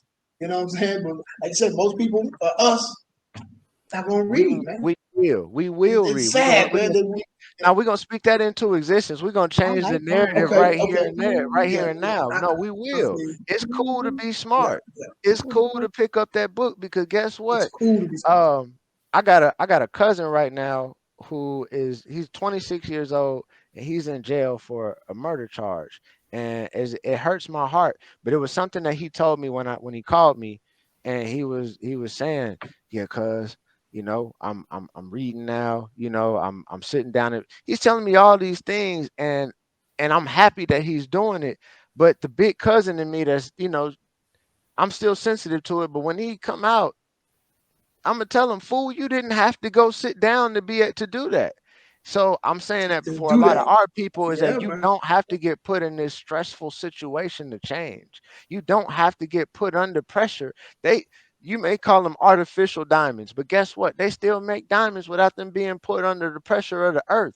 They're still being made. You don't have to go through the natural process of trauma in order to evolve. You can evolve in a happy place. And I think that the reading part for a lot of us, you don't have to go to jail to read. And I'm saying that because that hurt that literally hurt me like with Hey, my little hey, cousin. I feel you And on that, bro. I feel it is he spent his 26th birthday in there, and I'm only saying this because maybe somebody else out there, it can be a testimony to them, which is you don't have to put yourself through these excruciating circumstances in order to change for the better. It only takes one page a day. Read a paragraph, read a sentence, you Mhm. you. know But tell you, start small, but at I least you can't tell did you it. how many times, I've had an intellectual conversation with somebody in prison, right? And then all of a sudden they go, "You got 5 minutes." You know how they do on the phone. You know what I'm saying? So it is sad, man, that we have to go through that, bro. For us to sit down to read a couple books, bro. It's sad, man. So I definitely understand what you're saying, man. But Hey, if Malcolm listen, X man, was leaders Malcolm are X readers, before man. Simple Detroit as that. Red went to jail. Exactly. Exactly. Malcolm was Like still like Malcolm. right It now just we're teaching on. Yeah, it took him. He sat out for a minute, but when he got it. You know what I'm saying? So, but I'm reading this different technique, man. When it comes to commercial properties, man. I'm sitting out and reading, and I'm going over and over, and I wrote a book a couple times. Like, man, this is simple, but I wouldn't get it. I wouldn't have knew about this particular technique unless I sat down and actually read. So now I'm talking to different people about it. They're like, yeah, we've been doing it for a minute. I would have never knew. You know what I'm saying? I would never knew. So you have to yeah. pick up a book.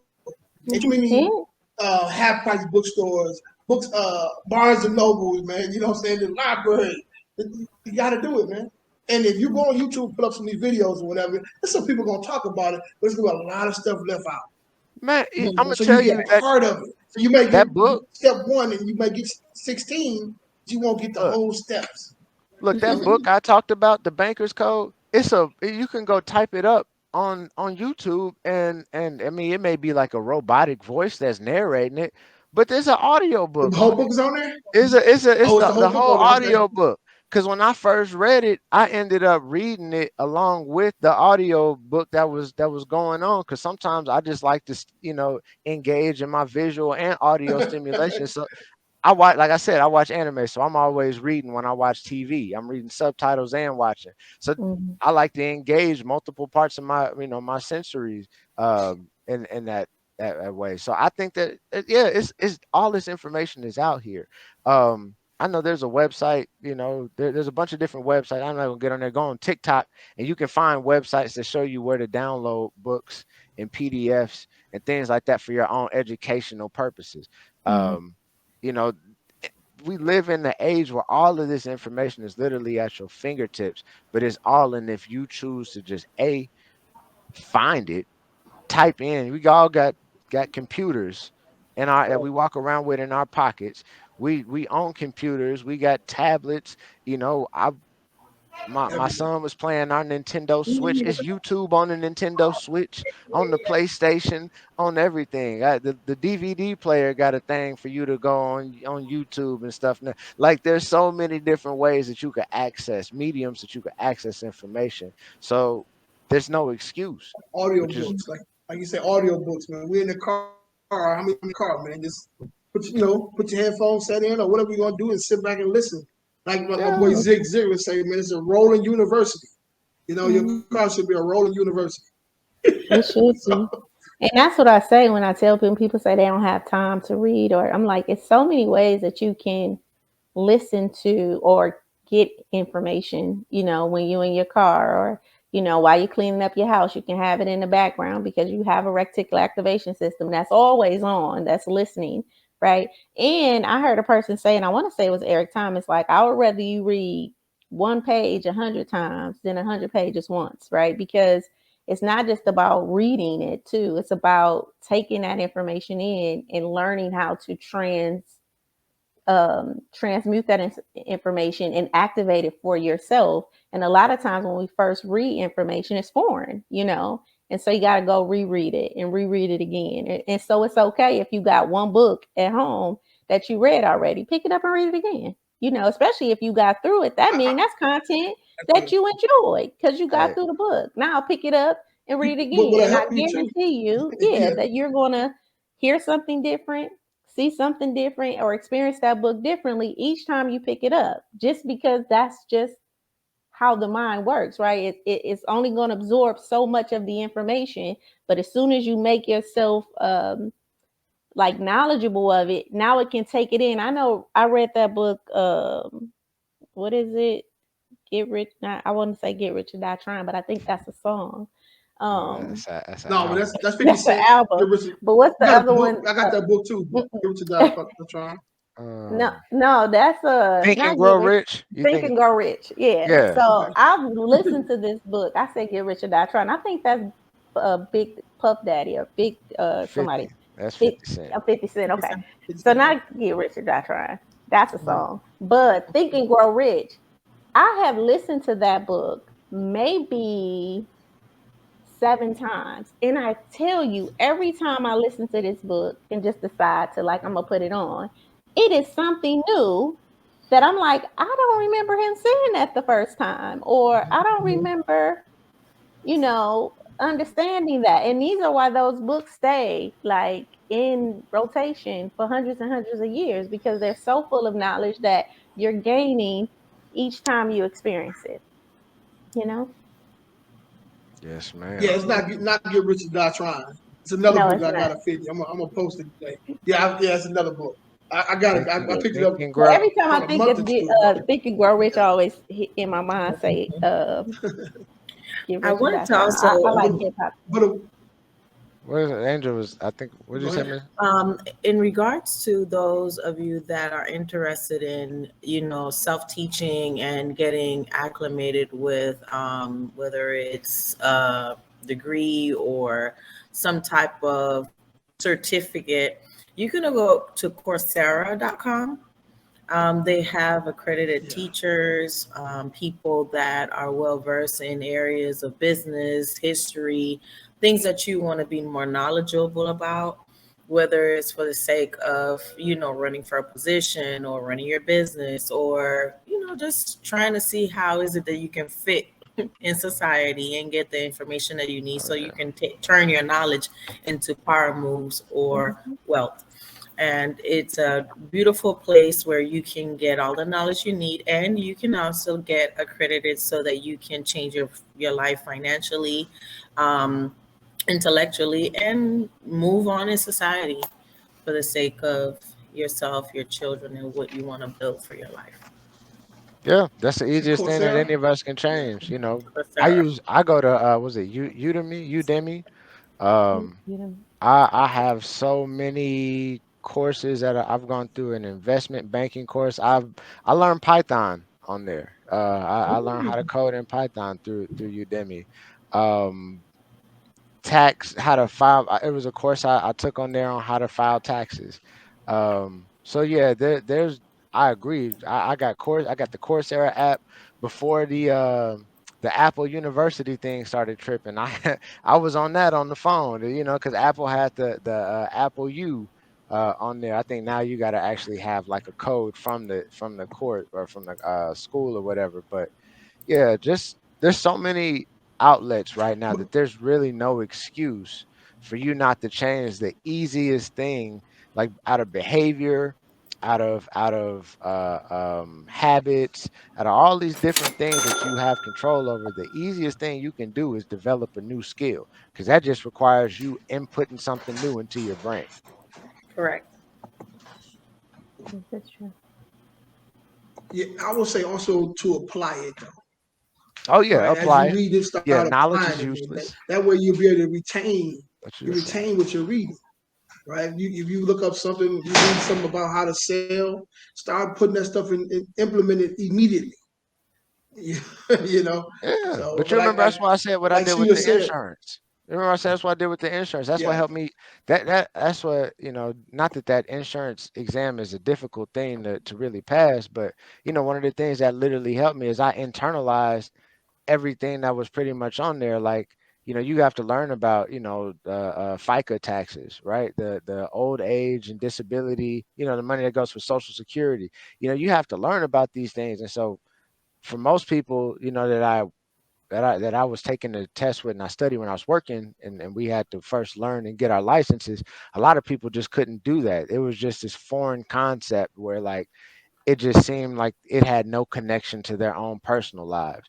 Whereas for me, I'm thinking, hey, well, I know my Uncle June was up here talking about, his social security or whoever it is, but cousin, whoever my grandparents, everybody's worried about these things now, right? They calculating credits when they get to retirement age. So for me, it was like, let me go ahead and let me learn this now. I think I was like 29 when I got my license. Um, let me get this information now and really digest it, because whether I like it or not, I'm gonna have to deal with it you know, I got yeah, kids. I know I'm gonna die one day. That's the one thing that I can't escape. Father time and death. That's just. So let me take the time now while I'm younger and I have the resources and the time to do it. And then you internalize it and put it to ways where it's going. Because I think that's where a lot of people mess up at. Like math is something that I mentioned earlier. Math is not something that people really try to learn because there's nothing that internalizes it and shows people the immediate benefit for learning it. But you'll catch somebody learning how to scam a credit card and how to do this whole intricate process of breaking through an ATM or some that's real. wild getting on the dark web and Tor and VPNs and stuff like that. But they do it because they see the incentive. They see the immediate incentive. So I say, you know, the best thing that you could do, because your brain is a computer, is program it yourself. Program yourself to know what incentives that you, if you know, for me, it was all right. I got kids. I want to make sure that I'm taking care of them. If something happens to me, God forbid, I want to get the most out of this relationship. So that's what helped me get through. And really, I felt like as I learned more about insurance, I didn't feel like I was just learning something to take a test. I felt like I was learning some information that didn't nobody want me to have, and that Exactly. made it that much Exactly. better. so so listen, I got a scenario here, right? So we want to make sure that, of course, we've been teaching, you've been teaching this whole time, right? So we want to break it down to the average person. So let's say, I don't know if you guys need to write it down or whatever the case is. So we're talking about we're gonna put this down to a lady, right? So let's say she makes about 40. She's about 40 years old, right? Hmm. Mhm. She has two kids. Hmm. She makes $42,000 a year. Hmm. She has zero savings. She has 12. Okay, well, she has 10K in her 401K. She's been there for a few years, right? Been there about 3 years. So that's about what, 35K, about 3,500 a month or something like that. Her rent is 1,200. Utilities a couple hundred, right? Food's about 300. What would you tell that person in that situation? How do they be able to, based off what she's making, how would she be able to save money and for her future, right? What would you recommend her to do for life insurance? Like, how could she do that? Or So is that before possible I, at that yeah, I mean, it kind of is. money? So before I ever tell somebody about a Okay, product that I say, hey, you need to use, because don't get me wrong, I believe in these products lose you guys. to the point to where Okay, I own them. But the first thing is going to be, you know, your cash flow. That you have to start looking at your family as a business the same way you look at a business. Business is only as strong as its cash flow statement. How much money is flowing in and out this business? So when it comes to people, right, it's something I was talking to my wife about, and I started doing, which is, rather than us just kind of creating these arbitrary grocery lists, let me write down the meals that we're gonna make. Let me make the schedule for the meals, and then if I make the schedule for the meals, well, then I can write down the exact ingredients that I need. I can take inventory. Do we have this already? Now it's not, hey, why you buy this? She be getting on me. Why you get this? We already got 4 5 bags of cheese in here already. Why you go get some more? I ain't man, I pay do that all attention. the time, bro. You I know, do it all. hey, Like, we already got this, man. Yeah, I do it all the but time. it goes into becoming aware, right? When you're aware of your circumstances and you're aware of what you're doing, because the only way that you're going, and regardless of any situation, the only way that you're going to make or live the life that you want to live is to make more money than you're spending. That's why for a lot of times I'll tell you that when I first got into insurance and I first started learning how to do the stuff with the retirement plans off of it, the first group of people that I had initially talked to were CDL drivers. A lot of guys that were just single on the road all the time because they ain't have a lot of bills, they ain't have rent, they ain't had nothing like that. For the most part, they were just out on the road making money. But in a Stacking situation where chips. yeah, but if I'm talking to I got my a single CDL. mother, Yeah, I'm gonna yeah. definitely say, like, let's look at where you're spending money at right now, because 9 times out of 10 in the society we live in, there's probably some money that's going out that isn't controlled. There's some money It somewhere don't that we have to have be. right now that's getting spent that doesn't have to be spent, or it could just mean we need to become aware of our habits and what we're doing on a regular basis. Our So number relationship one with is money. control the outflow Yeah, you got to of cash. control your cash With flow. the You need to outflow know of what you cash. have. Make sure there's no frivolous. So that's number one. Okay. Yeah. Yeah. Don't let it get away from Now, you. Okay. Well, That's huge. And that right there, you automatically get a raise, right? If you start spending it on this, let's say you got Netflix and you got these other different sites or whatever the case is that you're not really even using, or you don't even need it all because you always at work, right? You may want to take off a couple of those. That's a couple extra bucks you can save by just doing that. You eh, know what I'm you saying? know the So the that's other that's thing. important, man. So the other thing I say is, that a lot of times, people get on social media, right? I say change your social media following, in the sense of change what information is getting plugged in. If you see, for me, I'm gonna tell. I was just joking with my brother-in-law. I was like, I never thought I'd see the day where I'm up here clicking the picture of the girl twerking, the video of the girl twerking, and I'm hitting the not interested right now because I don't want to see that. I want to see this guy telling me how I can, I get it. I forget what the guy's name is, but he goes and tells Maximize. people how they can get hacks with airlines, how they can get hacks at the store, how you can, Mhm. negotiate your phone bill with the that's the type of information I say you're gonna get on there and scroll when you go to the bathroom, when you're sitting at work bored. Change the information that's coming in because you'll get a bunch of ideas, you know. Mhm. You'll get so many ideas once you just, and these two things didn't cost you any money, just some time and some effort. So Mhm. now once we change that, well, now Some you got to money and mindset now. money in mind. So if you know where So you let's got to take with have a this mindset realistic. now, right? Okay. Yeah, it's like when somebody wants Yeah. to Yeah. repair their credit. You can't repair your credit until you run your credit and you know exactly what your credit score is and what's on there. So if we don't know what our Facts. financial Facts. situation is, we don't have a budget, we don't know where we're spending money, then you can't hope to really think about what am I going to be doing for retirement. You don't even know what's going to happen next month. Mhm. Yeah. I think Man. both of those So analogies were powerful. One, the food one was great because I had did that. But I think it speaks to efficiency, right? I do it all Like the time. Yeah. when you start to become more efficient, then you start to think more efficiently, right? So thinking grocery shopping, everybody got a grocery shopping list. Eggs, milk, butter, hamburger meat, whatever, whatever. And so then you get home, but when it's time to cook, you still got to go to the store because now it's like, well, oh, I need some potatoes because I want to cook some, or I need some rice. But when you start thinking meals, right, and you start thinking, oh, what meal do I want to cook?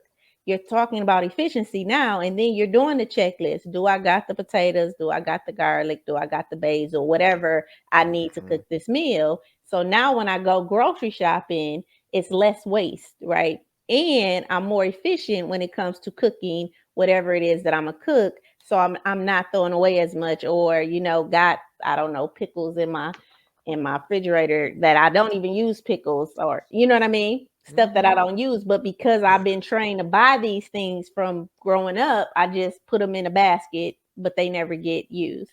So I think that Yeah. that's a mindset shift in the way that we're thinking about the money that you're spending, right? Versus just doing it from tradition, right? Because this is how I used to do it. And it's definitely more efficient, right? Efficient.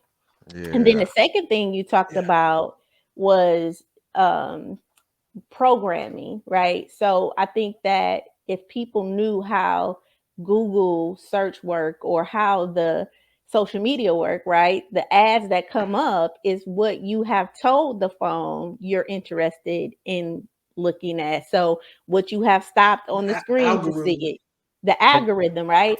And and how they'll you test can, it. Mhm. yeah.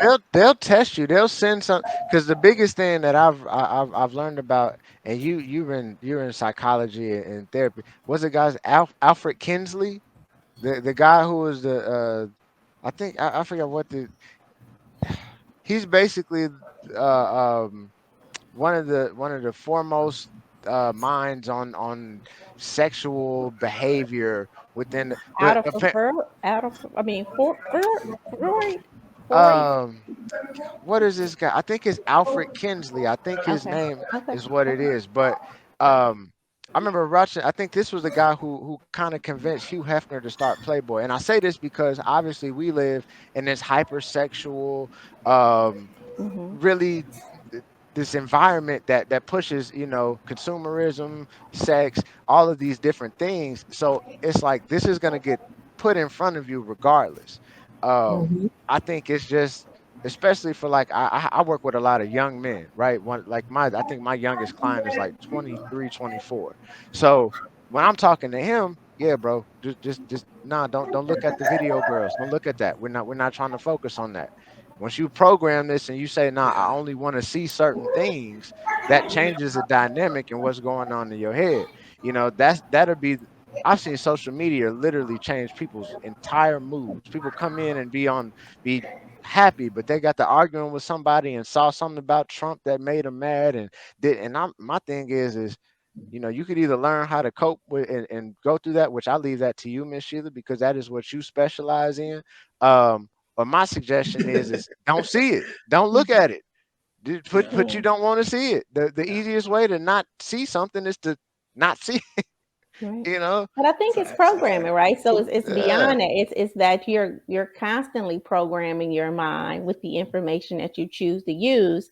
And something like a social media is showing you what's coming up in your feed regularly is what you're telling that phone to show you. So it's interesting when I see people say, only thing in my news feed is fights and I'm tired of all the negativity. And it's like, well, it's some way you're telling your phone that that's what you want to see. So either you're clicking on it a lot or you're pausing on that part a lot. And like you said, because you can have your feed where it only shows you, well, I'm going to say only, but the majority of the stuff is more positive, and you may get some stuff that is not like that. But if your feed is just negative all the time, then it's telling more about what you're telling your the feed to give you, the algorithm that you're giving it.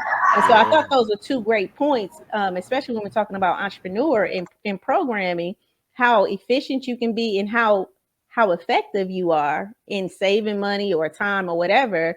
Do you have a clear plan? And to me, life is like that. Are you going grocery shopping and just doing stuff? Or are you making meals? Right? Like, are you truly like, this is what I'm cooking, so this is what I need, right? This is the kind of business that I'm going so into. So these are the type of people I need to be talking to, and this is the type of information I need. Because when you're clear about that, I think you now can get the ingredients Mhm. to make that meal or to make that project happen or to make that endeavor happen versus just going at it just because this is what people say do, and so that's a shift. yeah, that's definitely a good point. Go ahead. I'm sorry. No, I Yeah, it's was definitely just a good point, agreeing. right? I was agreeing. Yeah. So let's think about it. So now let's get back to our scenario, right? So she's 40 years old. We say she has two kids, right? So she makes Hmm. $42,000 a year. Um, Hmm. but she has zero savings, Hmm. and she has like 10K in her 401K. What would you recommend in this situation? What would you think? What would you do in that? Well, what would you recommend her in that situation? What is she coming for? Yeah, that's because Well, like I said, well, it has to deal with what she wants to do out of it. Because let's say it's like, all right, well, I want to, maybe well. it's for Okay, the let's do this. Okay, kids. let's do Maybe, this.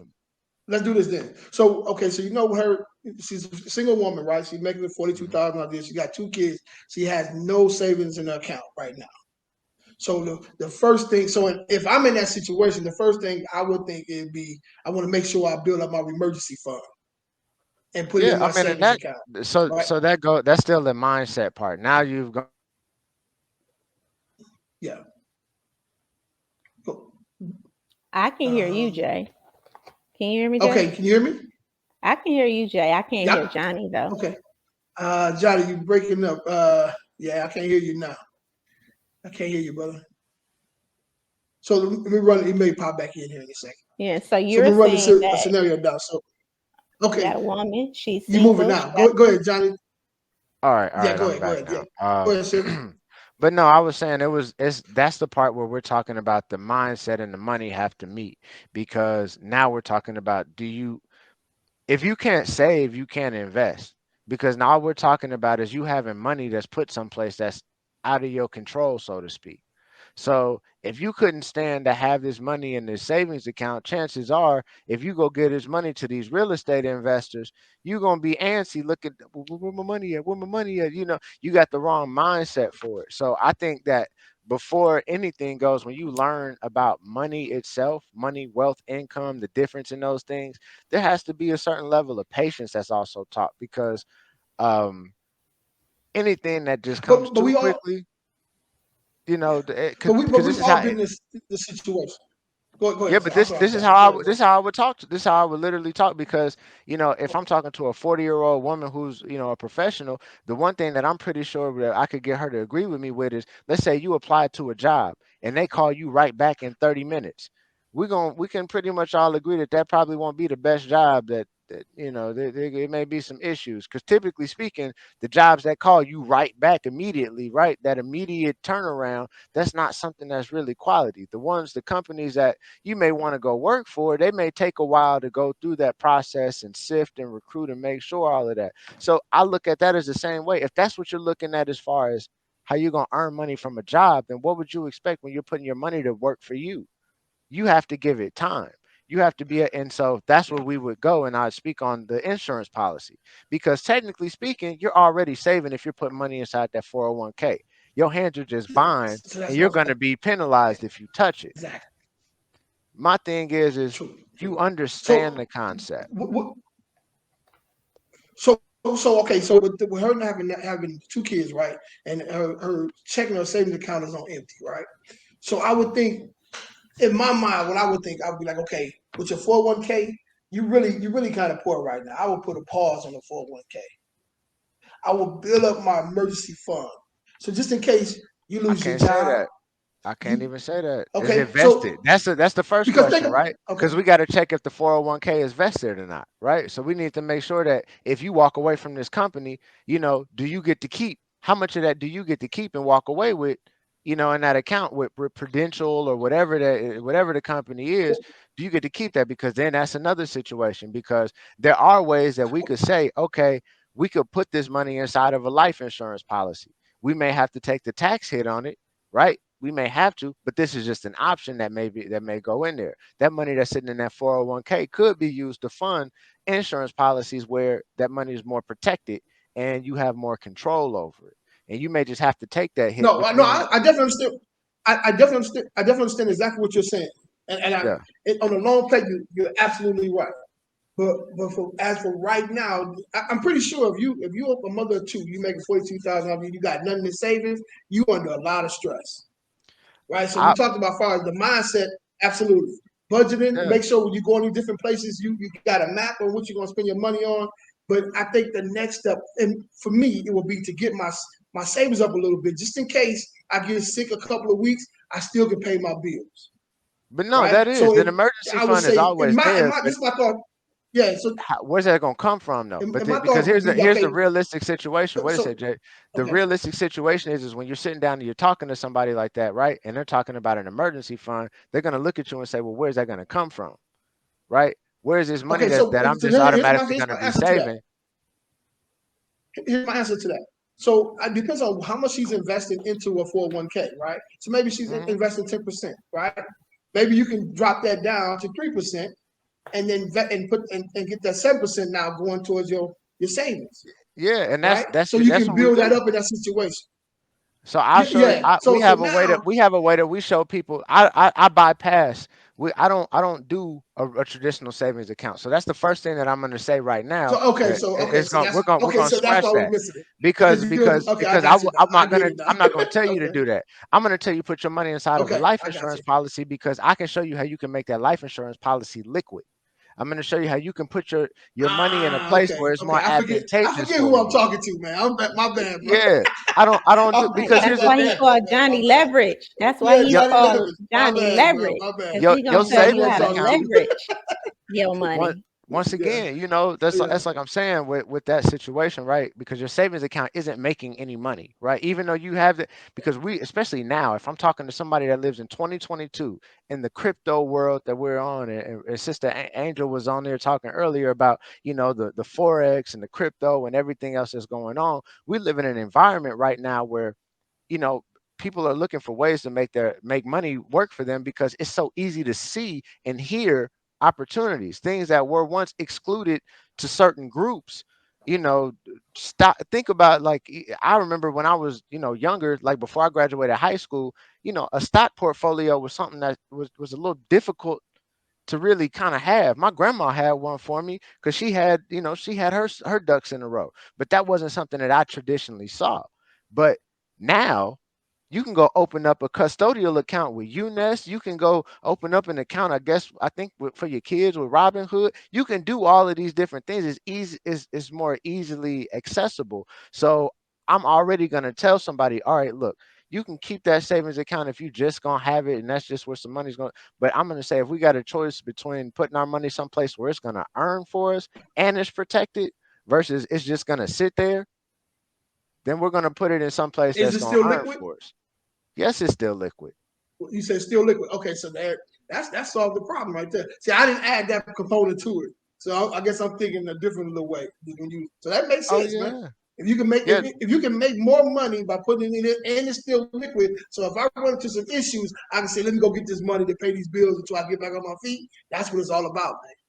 That's what it's yeah. all about. So just think about it, man. If I'm not mistaken, the average woman they say in America make about $42,000, right? Probably have, maybe one, maybe two kids or whatever. They may be in this situation right now. And they wonder, how can I do some of the things that you're talking about? You just solved the whole equation of what you just Yeah, said. It make a lot of sense. We able to stay mobile too.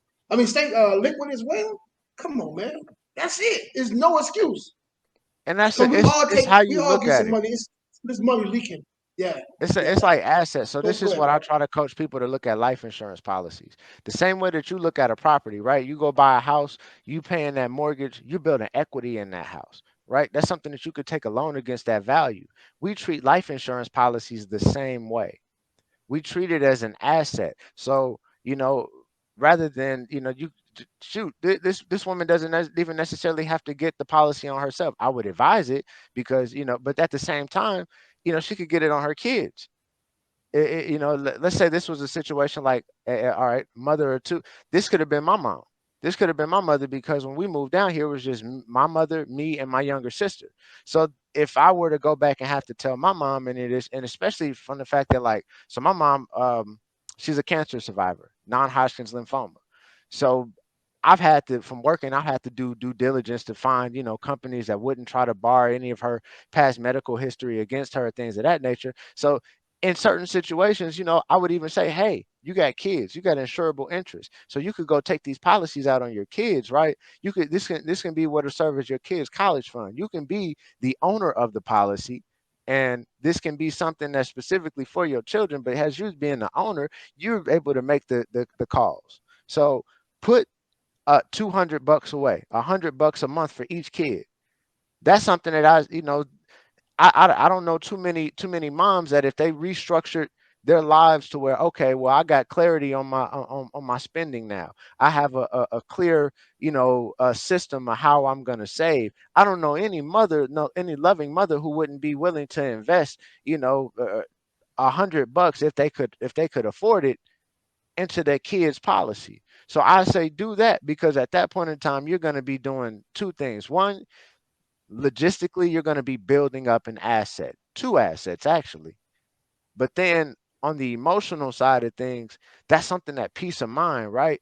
That peace of mind that you're doing something to build an asset. Because I know people who I graduated school with, and they had their rent being paid by policies that their parents bought for them when they were younger. Mm-hmm. I'm like, well, yo, you're not working. Where you work? You just quit your job at Best Buy. Oh man, my rent's taken care of. My grandpa got this insurance policy. They're taking out loans. Like that's real. Mm-hmm. So, I feel like as a parent myself, I don't know what it's like to be a mother, but as a father, if I could create any type of advantage for my child, while, like I said, the goal is reallocating. So in that case, what you said, maybe she's putting 10% in and the company only matches 3%. Well, let's go and let's deduct how much we're putting inside that 401k and let's reallocate that money to these insurance policies because it's not that like I said, the goal is never to try to pull money out of thin air. That's the toughest thing, and that's the reason why I link in with people like you. um I had a guy who showed up at the event. His name was Rudy Federico. He helps people start franchises. My brother, he does the payroll rebels. He helps people with forex trading. I connect with people like you all because when I need to point someone in a direction of, I help people manage money. I help people manage money and manage their assets, Mm-hmm. you know. So I make sure that I have an ecosystem around me to say, okay, well, we have some ideas. What is it that you're interested in? What is it that you'd like to do? Because in the same sense, I know with Rudy, he was telling me one day that there's situations as far as franchise ownership where somebody has to come up with like 20% of what the payment for the franchise, and then the rest is financed through their relationship with the SBA, and they have ways of making that happen. So if I'm sitting down and I'm talking to a 40-year-old mother with two kids, and I'm like, well, hey, maybe we can sit down with Alame, right? Let's get your credit. Let's see where we can find some other money in some other places. Credit. Let's look at. I know some people who do grant writing. So finding some ways for you to get some of these loans, for you to be women-owned businesses. That's some way that you can easily tap into funding in these situations.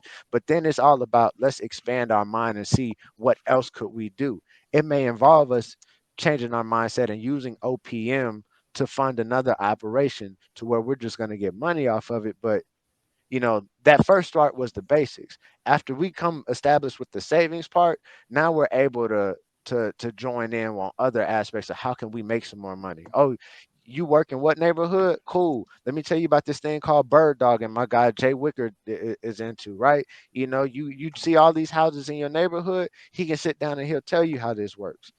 I have even programs with some of the stuff that I do where it's like an affiliate situation. So if you bring somebody to me, I'll come up with an agreement with some people to where, hey, I'll pay you this much on a deal if you do X, Y, and Z, Yep. and we'll put that in writing. Where they people who send me clients, and hey, they make a good sizable income off of just referring someone to me. So it goes into, like I said, getting a snapshot and awareness of where your money is at.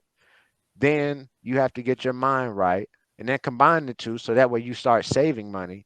And then at that point in time, you're in a safe spot to where you can start thinking of, what are some additional ways that I can do this? Maybe somebody starts a YouTube channel with white noise and rain and stuff like that, right? These are all different ways you can make passive income that don't take a lot of time.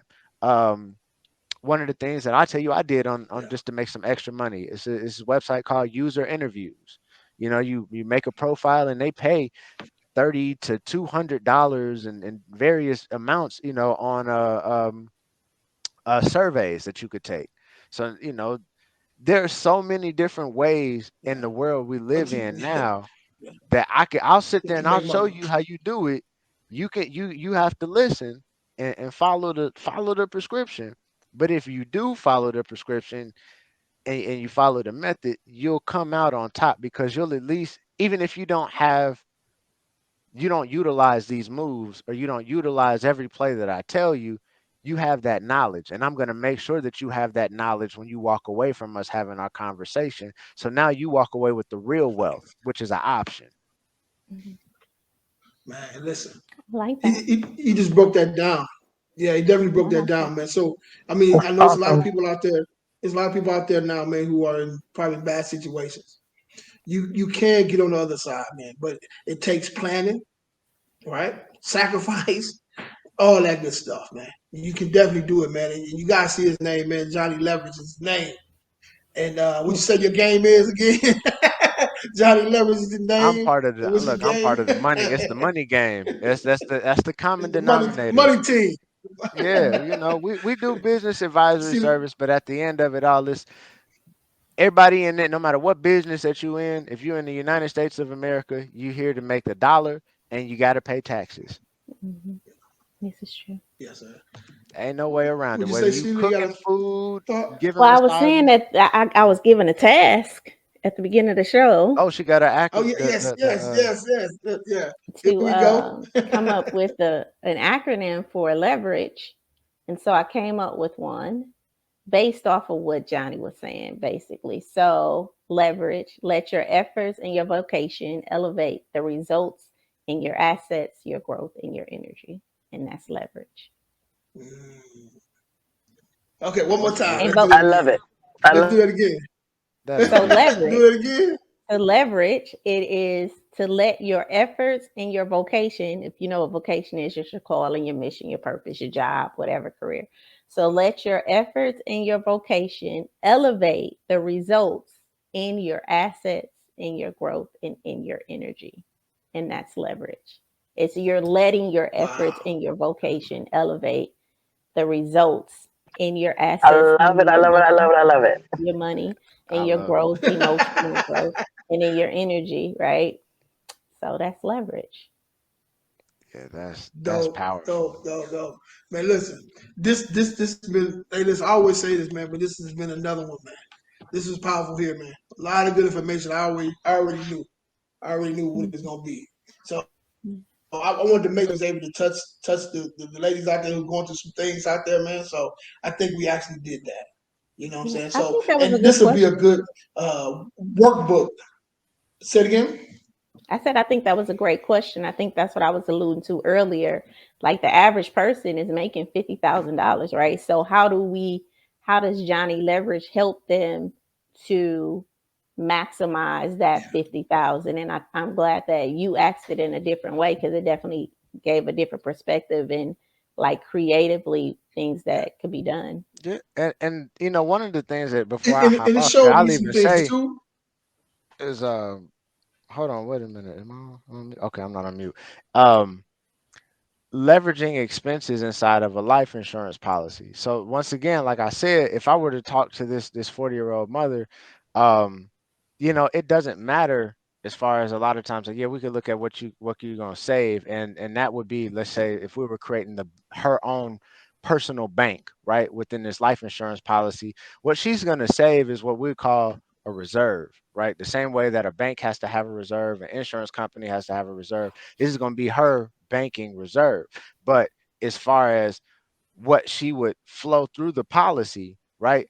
We leverage that. We want to flow our whatever the rent is, the cell phone bill, the car note.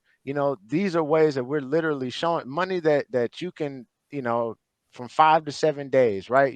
We can flow this and you have access to it within 5 to 7 days. We're putting it through an insurance policy and we're taking a loan out.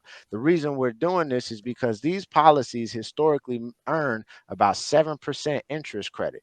That's historically the average, 7%. The loans that come out cost 3.5% to 4%. Most recently, I've seen like fixed loans, and some of my clients have to deal with like 3.5%. But if I'm earning 7 and it costs me 3.5 or 4 to use this, then I'm making 3 to 3.5% just off of putting my money through here. So that's one of the things that I say after we have the foundational setting and we understand where our money is flowing and we have that under control. Well, now let's figure out a way to earn money and turn those expenses into revenue. Right. Let's figure out a way to do that. And that's why, it goes into that next level of, okay, we set up what's called flip policies, right? We call them flexible lifetime income program, but we do it through life insurance policies.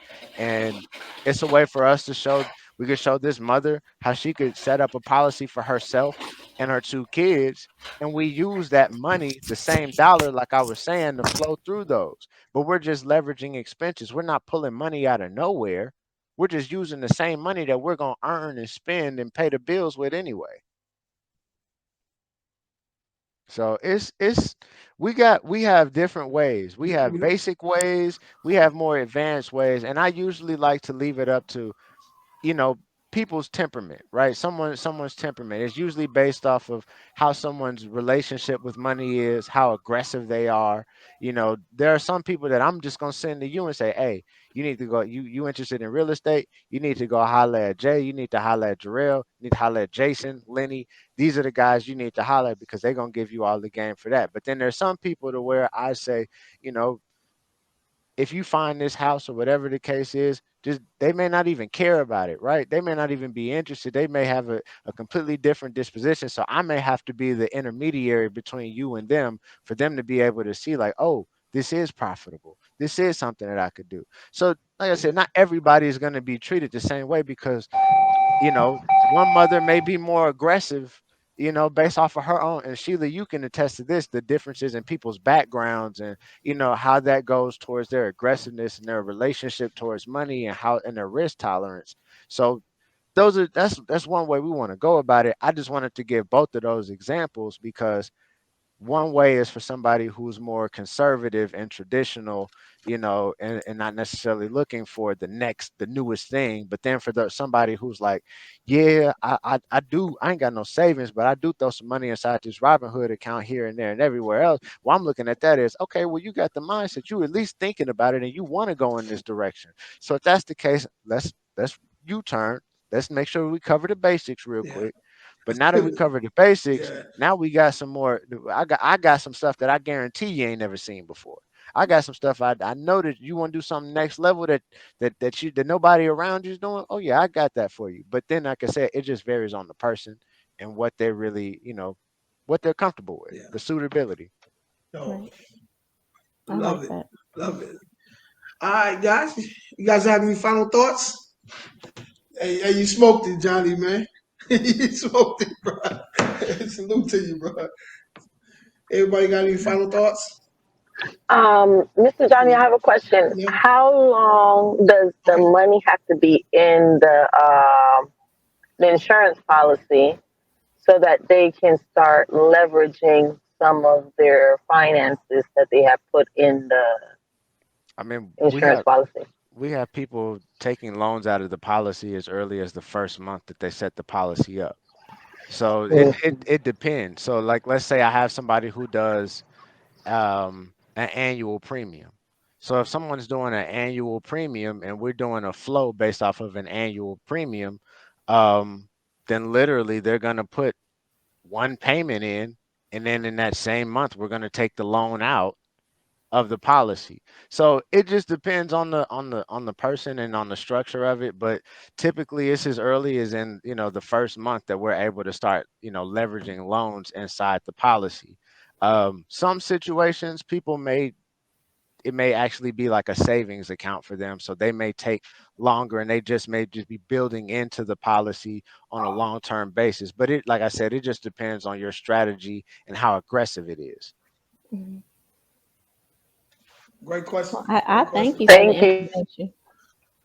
I think it's definitely Absolutely. perspective, and Absolutely. I think it's definitely something that, another way of creating it. I love the whole run the money through it and you're getting 3% interest off of it. That whole, well, you're making money actually to pay your bills. So I think that you gave a lot of creative ways Yeah, that's to, dope. well, you sold me. Let me say that. So I haven't met with you yet, but you definitely sold me with this interview. So yeah, then I'm thinking in Me my mind, too. Yeah, Me like, that, too. who do I need to get Johnny to talk to? Like, I think he needs to talk to a couple of my friends just in Yeah. this one. And I've heard you talk, over time, but I think just really digging into what that looks like has truly helped to open my eyes to it a yeah, lot more. and, Insurance is something and that that's what I anybody was can thinking too. tap into. Yeah. Go ahead, And brother that's Jay. what I My was thinking bad. too. When I was thinking, I was like, I was saying, man, we would talk several times. I'm saying, look, we need to get you on the show to kind of ask you a few questions and let you do your thing. You know what I'm saying? Because like I always told you when we first met, I said the information that you know is it's a part that we don't know. Like we know how to flip real estate from residential, commercial, all that other stuff. But there's another part to this game that we absolutely know nothing about. And you the plug. I always tell you, man, you the plug, bro. You know the part that I don't hear nobody talk about stuff like that at all, bro. I have never heard, like you just said, like my whole thought process was making sure they got their savings built up, whatever the case is. You blew that whole thing up. You're like, no, man, you still liquid over here. Why not have your money make money for you while you do it? I'm like, what? You know what? That makes sense.